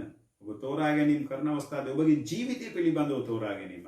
දානියෙල් බලන්න ශරීරය පිළිබඳව තෝරා ගැනීමක් කරනකොටම දැඩි තීරණයක හිටියේ. යාඥාව පිළිබඳව ආත්මික ජීවිතය පිළිබඳව තෝරා ගැනීමක් කරනකොට මරණය සිංහමාව කෑවත් නෝ මන් දෙවියන් වහන්සේත් එක්ක ජීවත් වෙනවා. ඔබේ ජීවිතේ ඔබ කොහොමද? මේ සාලමෝන් ඇයි මෙච්චර භාර්යාවන් ගෙනාවේ? විජාතිකයන් හැම රටකම ඉන්න ජාතීන් අදාළ මේ කාන්තාවන් විවාහ වෙන්න හේතුව ඔහුට තිබුණ ආදරයක් නෙවෙයි. ඒ රජවරුන් ඇවිල්ලා මොහුගේ රටට පහර නොදෙන්න ඕනේ කියන රජතුමාගේ දුව බැන්දා නම් ඉතින් මේ බෑනනේ. බෑනගේ රටට ගහන්න නැහැනේ රජවරු. මෙන්න මේකයි එයාගේ ආකල්පේ. ඔබගේ කූට නැත්තම් පහත් සිතුවිල්ලක් තියනද බලාපොරොත්තුවක් තියාගෙන ඔබගේ ජීවිතයට සහකාරියක් තෝරගන්නට ඔබ උත්සාහ කරන්න එපා. ඔබ ගොඩක් ප්‍රවේශමෙන් තෝරා ගැනීම කරන්න. ඔබ සාලමෝන් වෙන්න එපා කියන එක සාලමෝන් වගේ තෝරා ගැනීම තුළදී ඔබගේ ජීවිතේ ක්‍රියා කරන්න එපා. දේව කැමැත්තට හරස් කපලා වැඩ කරන්න එපා කියලා මම ඔබට කියනවා. තෝරා ගැනීම ඉතාමත් වැදගත්. බලන්න ගිඩියෝන්ගේ තෝරා ගැනීම. ගිඩියෝන් හරිම වැදගත් විදිහේ වැඩක් කරනවා. දෙවියන් වහන්සේ කියන දේ තමයි කරන්නේ. ඔහුගේ වචනේ අපි බලනවා විනිශ්චයකාරයාගේ පොතේ 7 වෙනි පරිච්ඡේදයේ 8 සිට 20 දක්වා දෙවියන් වහන්සේ උට දෙනවා කාරණාව. ස්වාමින් වහන්සේගේ කඩුව ගිඩියෝන්ගේ කඩුවයි. ලොකු බලසේනාවක් අරගෙන යන්න සූදානම් වෙන දෙවියන් වහන්සේ කියනවා නෑ. එච්චර එපා. මං කියන දේ කරන්න. දෙවියන් වහන්සේ කියපු දේ ගිඩියෝන් තෝරගන්න. ජයග්‍රහණය ගිඩියෝන්ට. ඔබගේ ජීවිතයේ ඔබ රැඳෙන්නේ කාගේ ශක්තිය මතද? ඔබ තෝරාගන්න. ඔබගේ ශක්තිය මත ඔබ තෝරා ගන්නවා. දෙවියන් වහන්සේ මත පදනම් වෙච්ච ජීවිතයක් ඔබ තෝරා ගන්නවා. එසේ කරන විට දෙවියන් වහන්සේගේ වචනේ කියනවා ගිඩියෝන්ගේ කඩුව ස්වාමීන් වහන්සේගේ කඩුව. ස්වාමීන් වහන්සේගේ කඩුව ගිඩියෝන්ගේ කඩුව. ජයග්‍රහණය දෙවියන් වහන්සේගේ. ජයග්‍රහණය දෙවියන් වහන්සේගේ. එහෙනම් අපි දැන් අපි කල්පනා කරලා දෙවියන් වහන්සේගේ අභිමුඛේ අපේ තෝරා ගැනීම අපි කෙසේද කරන්නේ කෙලෙසද කරන්නේ කියන එක ඊටම ප්‍රවේශමින් අධ්‍යයනය කරගෙන එකින් එක්කෙනා පිළිබඳව මම දැන් ඔබත් එක්ක බෙදාගෙන පැමිණියා. එහෙනම් ඔබ කල්පනා කළ යුතු තැනකට ඔබ ඇවිත් සිටිනවා. එහෙනම් මම අවසාන පද කීපයක් නයි සූදානම් වෙන්නේ අද දේශනාවේ අවසානයේ කියලා කිව්වේ අද දවසේ දේශනාවේ අවසාන පද කීපයක් ඔබ සමග බෙදා ගන්නයි මම සූදානම් වෙන්නේ. එහෙනම් අද කතා කරාව මේ කාරණා කීපය ඔබගේ ජීවිතයට මහත් වූ ආශිර්වාදයක් වේ. තෝරා ගැනීමේදී ඊ타ත්ම ප්‍රවේශම් වෙන්න. තෝරා ගැනීමේදී හදිස්සි වෙන්න එපා. අඥාන විදියට තෝරගන්න එපා. වෙන විකල්පයක් නෑ. ඒ නිසා මම මේක තෝරාගත්තයි කියලා කියන්න එපා. දෙවියන් වහන්සේට උදව් කරන්න ඕනේ කියලා ඔබගේ තෝරා ගැනීම කරන්නට එපා. දෙවියන් වහන්සේට බලය තිබෙන උන්වහන්සේට තෝරා ගැනීම ඔබට ලබා දෙන්න. රතුමුදේ ඉදිරියේදී සෙනග අතරමං වෙච්ච වෙලාවේ මෝසස් ස්ථානයේ දුකටපත් වෙලා දෙවියන් වහන්සේට කතා කරපු වෙලාවේදී දෙවියන් වහන්සේ විකල්ප මාර්ගයක් තෝරගත්තේ නැහැ. නුඹට බාධාවක් වෙලා තිබුණු රතු මුහුදම උන්ට ආරක්ෂාවේ පවුරක් කොට ඒ අරහා ඊතර කරපු දෙවියන් වහන්සේ අපේ දෙවියන් වහන්සේ. දෙවියන් වහන්සේගේ තෝරා ගැනීම ඉතාමත් ප්‍රබලයි. මෙන්න මේ පදේ මම ඔබට කියන්නම්. හෙබ්‍රෝ පොතේ 11 වෙනි පරිච්ඡේදයේ 32 සහ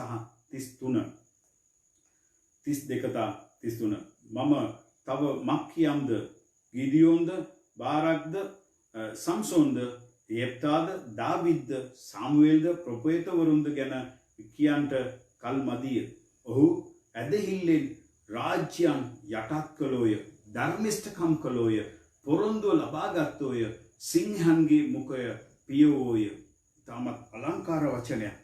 ඒ වචනේ කියන විට ඉතාමත් පැහැදිලි කියන ඒගොල්ලෝ ධර්මිෂ්ඨකමින් මේව තෝරගත්තේ. සිංහයන්ගේ කටවල් වැස්සා උන් වහලා තිබ්බා. ඒ වගේම රාජ්‍යයන් ඒගොල්ලෝ යටපත් කරගත්තා. මේ තෝරා ගැනීම උන් කළේ දෙවියන් වහන්සේගේ අභිමුඛේ ධර්මිෂ්ඨ තෝරා ගැනීම නිසා දෙවියන් වහන්සේ උන්ගේ උත්සාහයට ආශිර්වාද කළා. ඔබ කොහෙද සිටින්නේ? මම බලමු ඊළඟට මතෙව් 7 වෙනි පරිච්ඡේදයේ 13-14 මාර්ගය තෝරා ගන්න මාර්ගය. මාර්ගය පටුයි. ස්වර්ගයට යන මාර්ගය පටුයි. නිරයට යන මාර්ගය පළල්. ඔබ තෝරගන්නේ ඒ පටු මාර්ගය ඔබගේ ඇස් වලට පේන්නේ නැහැ. ඔබට පේන්නේ මොකද්ද? විශාල මාර්ගය. එසේනම් ඔබ පටු මාර්ගය තෝරා ගැනීමට ඉක්මන් වෙන්න. ඒ මහන්සිය තියෙන්න පුළුවන්. සමහරවිට ඔබ හිතනවා මම තෝරගත්ත පාරේ මං යන මාර්ගයේදී යක්ෂයා මට පාර දෙනවා, දුක වේදනාව සියලු දේ තිබෙනවා. ඒට ඔයගොල්ලෝ සැලෙනවා. අයියෝ මම දිවෙන්න ඕනේ. මම තෝරගත්තේ ඔබත් වහන්සේත් එක්කනේ. මං යාඥා කරනවා නිරහරින් ඉන්නවා. ඇයි මට මේ ප්‍රශ්න? දෙවියන් වහන්සේගේ වචනේ කියනවා නුඹට යක්ෂයාගේ පහර මාගේ අභිමුඛයේ සිටින විට වදිනවා නම් ඔබ තේරුම් ගනින් නුඹ යන්නේ හරි මාර්ගයේ. නුඹ තෝරගෙන තිබෙන්නේ හරි මාර්ගයේ. මක් නිසාද? ස්වර්ගයට යන මාර්ගය පටුයි. ඒකේ දුක වේදනාව තිබෙනවා. ඒ නිසායි 1 තිමෝති 3:12 කියන්නේ ක්‍රිස්තුස් වහන්සේ වෙනුවෙන් යමෙක් ජීවත් වෙන්නට තීරණය කළා නම් මේ පොළවේ ඔහුට පීඩාව තිබෙනවා. ඔහුට පීඩාව විඳින්න වෙනවා. මම කිව්වා මාර්ගය පටුයි. ඊළඟට එසායා පොතේ 30 වෙනි පරිච්ඡේදයේ 21 වෙනි වගන්ති එසායා 30:21 කියනවා නුඹ ගමන යන විට නුඹට හඬක් ඇහෙනවා. දකුණට හැරෙන්නද වමට හැරෙන්න ඕනේද කියන එක මඟ පෙන්වීමේ හඬ සුද්ධාත්මයන් වහන්සේගේ හඬ නුඹගේ කනට ඇසෙනවා ඇත. එවිට තෝරගනින්න නුඹ වමට යනවාද නුඹ දකුණට යනවාද කියලා. තෝරා ගැනීම දෙවියන් වහන්සේගේ අභිමුඛේ දෙවියන් වහන්සේ ඔබට ලබා දෙන්නට බලවන්තව සිටිනවා. ඒ වගේම දේශනාකාරයාගේ පොතේ 12, 13, 14 ඉතාමත් ලස්සනයි. ඒ පද කීපය ඔබ කියවනවා නම් දේශනාකාරයාගේ පොතේ 12 වෙනි පරිච්ඡේදය දේශනාකාරයාගේ පොතේ 12 වෙනි පරිච්ඡේදය මම ඉක්මනින් කියවන්නම්. දේශනාකාරයාගේ පොතේ 12 වෙනි පරිච්ඡේදය පරිවර්තන බොහොමයක් තිබෙන නිසා එකින් එකට පරස්පර වචන සමහර වෙලාවට ප්‍රකාශ වෙන බැවින් අපිට අර්ථය හරියාකාරව ගන්නට බැරිව තිබෙනවා. ඒ නිසා බොහෝ අවස්ථාවලදී අපිට කියවන්නට සිදු වෙනවා එක එක පරිවර්තන. එතකොට තමයි අපිට හරියාකාරව තේරුම් ගන්නට පුළුවන්කම ලැබෙන්නේ. 13, 14 මෙන්න මේ සියල්ල විමසා බැලීමෙන් පසු අවසාන වචනයක් කිව යුතුව ඇත. දෙවියන් වහන්සේට ගරුබිය දක්වා එතුමන්ගේ ආඥා පිළිපදින්න. එන්න අවසානයේ මේ ඔක්කොම අහන්න ප්‍රශ්නයක් නෑ. මේ සියල්ල විමසා බැලීමෙන් පසු අවසාන වචනයක් කිව යුතුව ඇත. දෙවිදුන්ට ගරුබිය දක්වා එතුමන්ගේ ආඥා පිළිපදින්න. මිනිසා මවන ලද්දේ ඒ සඳහාය. අපේ සියලු රහස් හොඳ හෝ නරක හෝ වේවා දෙවියන් වහන්සේ විනිශ්චයට බාර කරනවනු ඇත. මෙන්න මම කියවන්න නැවත. අපේ සියලු රහස් හොඳ හෝ නරක හෝ වේවා දෙවියන් වහන්සේගේ විනිශ්චයට භාජනය වනු ඇත. එනම් අපේ තෝරා ගැනීම හොඳ හෝ නරක හෝ දෙවියන් වහන්සේගේ විනිශ්චයට බාර දෙනු ඇත. එනම් අපි කල්පනා කරමු අපි කුමක්ද තෝරගන්නේ. මම පටන් ගත්තා ආදාම්ගෙන් පටන් ගත්තා. මම ගිදියෝන්ගෙන් අවසන් කළා. මේ සියලු චරිතයන් එකින් එක වඩ පෙළගස්සලා මම කිව්වා හදිස්සි තෝරා ගැනීම, වැරදි තෝරා ගැනීම, අඥාන තෝරා ගැනීම, දෙවියන් වහන්සේගේ හඬට සවන් නොදී කලාව තෝරා ගැනීම වල ප්‍රතිඵල. ඒ වගේම දෙවියන් වහන්සේගේ වචනෙට කීකරු වෙලා කරාව තෝරා ගැනීම. ඒ තුලින් ඔවුන්ට ලැබුණු ආශිර්වාද මොනවද කියලා. ඔබගේ ජීවිතේ ඔබේ තෝරා ගැනීම කරන්නේ හදිස්සියෙන්ද නැත්නම් අඥාන ලෙසද? එසේ නැත්නම් ලාභ බලාපොරොත්තු වෙන්ද කියන එක මෙනෙහි කරලා බලන්න. මේ ඉරිදා දවස මේ සවස පැය කමාරක කාලයක් මම ඔබ සමග ගත කරලා තිබෙනවා. කොයි ස්ථානයක, කොයි දේශයක, කොයි පසුබිමක ඉඳලා මේ වචනයට සවන් දුන්නා ඔබගේ පසුබිම මොන හරි වේදනාකාරී පසුබිමක් වෙන්නට පුළුවන්. මම තෝරාගත්තා පදේ 90 30 වෙනි පරිච්ඡේදයේ මම දේශනාව සඳහා මුල පෙරූ වචනය ඔබට මතකයි. දිවිතී කතාව 30 වෙනි පරිච්ඡේදයේ 15 වෙනි වගන්තිය 90 ඔබ ඉදිරියේ ආශිර්වාදය යහපත මං ඉදිරියේ තබා තිබෙනවා. ඔබ ඉදිරියේ මෙන්න මං ඔබ ඉදිරියේ තබා තිබෙනවා. මරණය සහ විපත ඔබ ඉදිරියේ තිබෙනවා. තෝරා ගැනීම ඔබගේ. ඔබ ජීවත් වෙන ලෝකේ තෝරා ගැනීම ඔබ ඉදිරියේ තිබෙන්නේ. ඔබ වැරදි තෝරා ගැනීම කළා නම්, දුකක ඉන්නවා නම්, ඔබ මේ වෙලාවේ කඳුළු සලමින් සිටිනවා නම් පසුතැවෙන්න පාසක අභිමුඛයට එන්න. ඔබගේ තෝරා ගැනීම කුරුසයයි ඔබ හිතන්න. ඒ කුරුසයේ පාමුල සිට ජේසුස් වහන්සේගේ ලේ වලින් ඔබට පාපේ කමාව සහ ඔබට සදාකල් ජීවනයේ තිබෙනවා කියන එක තෝරගන්න. ඔබේ ජීවිතයේ යහපත්ම තෝරා ගැනීම නම් ජේසුස් වහන්සේ ඔබට ලබා දෙන ඒ සදාකල් ජීවනය. එසේ නැමැතිනම් ඔබට මෙලොවෙත් දුක, එළොවෙත් ඔබට දුකක් ලැබෙන්නට පුළුවන්. මේ නිසා අපේ ජීවිතයේ තෝරා ගැනීම වලදී ප්‍රවේශම් වෙමු. දෙවියන් වහන්සේ ඔබට ආශිර්වාද කරන්නට ඉතාමත්ම ආශාවෙන් මේ මොහොතේ බලා සිටිනසේක. ඔබ සිටින තැන ඔබගේ දෙනෙත් පියන්න, ඔබ දනින් සිටින්න, ඔබට පුළුවන් හැකියාව තියෙනවා නම් යාඥාවෙන් මා සමග එකතු වෙන්න. මම කෙටි යාඥාවක් කරලා මම ඔබත් එක්ක ආශිර්වාද කාලය තුල ගත කරමින් මම ඔබගෙන් සමුගන්නට බලාපොරොත්තු වෙනවා. යලි හමු වෙන්න අදිෂ්ඨානයෙන්. එහෙනම් අපි යාඥාව තුලට ගමන් කරමු. දෙවියන් වහන්සේ ඔබට මේ යාඥාව හරහා නිදහස ලබා දෙනසේක. අපට මහත් ලෙස ප්‍රේම කරන්නා වූ ජීවමාන දෙවි පියාණනි, මේ සන්ධ්‍යා කාලය ගැන මම වහන්සේට කෝටි වාරයක් ස්තුතිවන්ත වෙනවා. ස්වාමිනී, ලංකාවේ මේ කොරෝනා වෛරසය නිසා ස්වාමිනී ස්ථාන වසා තිබුණත්, ඇඳිරි නීතිය පනවා තිබුණා. ඔබ වහන්සේත් එක්ක ගත කරන කාලයට කිසි කෙනෙකුට බෑ ස්වාමිනී ඒ ඇඳිරි නීතිය දමන්නට හෝ වසා තබන්නට.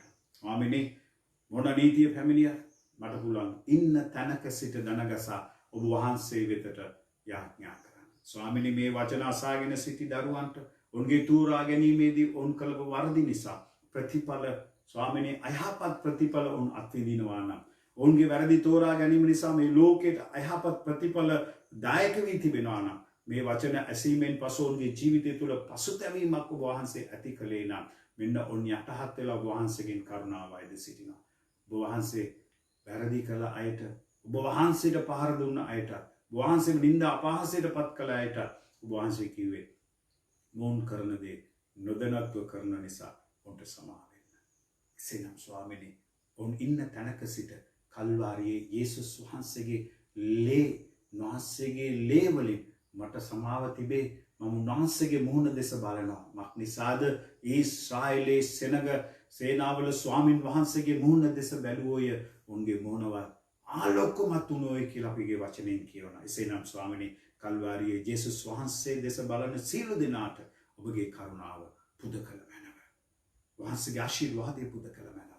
පළමු වතාවට යේසුස් වහන්සේ ගැන යමෙක් මේ සමන් දෙමින් සිටිනවා නම් මේ පොළවේ ජීවත් වන ඔවුන්ගේ පාපිෂ්ඨ ජීවිතයට ඔවුන්ගේ ඒ අධර්මිෂ්ඨ ජීවිතයට විනාශ වෙන මේ ලෝකයෙන් ස්වාමිනේ ඔවුන්ට යම් කිසි වහල්කමකින් මිදීමක් නැතුව උත්සාහ කරගෙන සිටිනවා නම් ඔවුන්ගේ ජීවිතයට මිදීම නම් යේසුස් වහන්සේගේ පාමුල තිබෙනවා. කල්වාරියේ ලේ යටතට එන්නට ඔවුන්ට උපකාර කළ මැනව. දෙවි පියාණනි ගැලවීමේ දෙවි පියාණනි මේ ලෝකයේ ඉලක්කයක් නැති අරමුණක් නැති බලාපොරොත්තුවක් නැති සැමට බලාපොරොත්තුවක් දෙන්න පුළුවන් එකම දෙවියන් වහන්සේ ඔබ වහන්සේ පමණයි.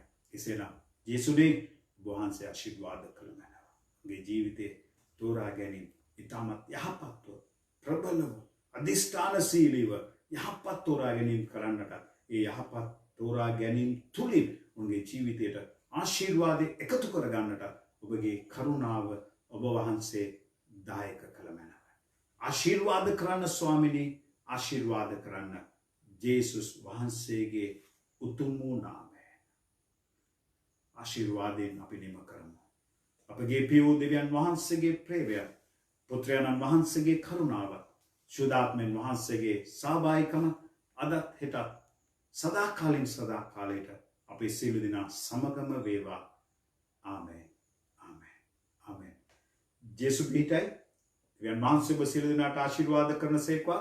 නැවත තවත් සබත් දවසක සජීවීව ඔබ හා දේව මෙහෙන් එක්වනතුරු ඔබ සියලු දෙනාට ආශිර්වාද කරනවා.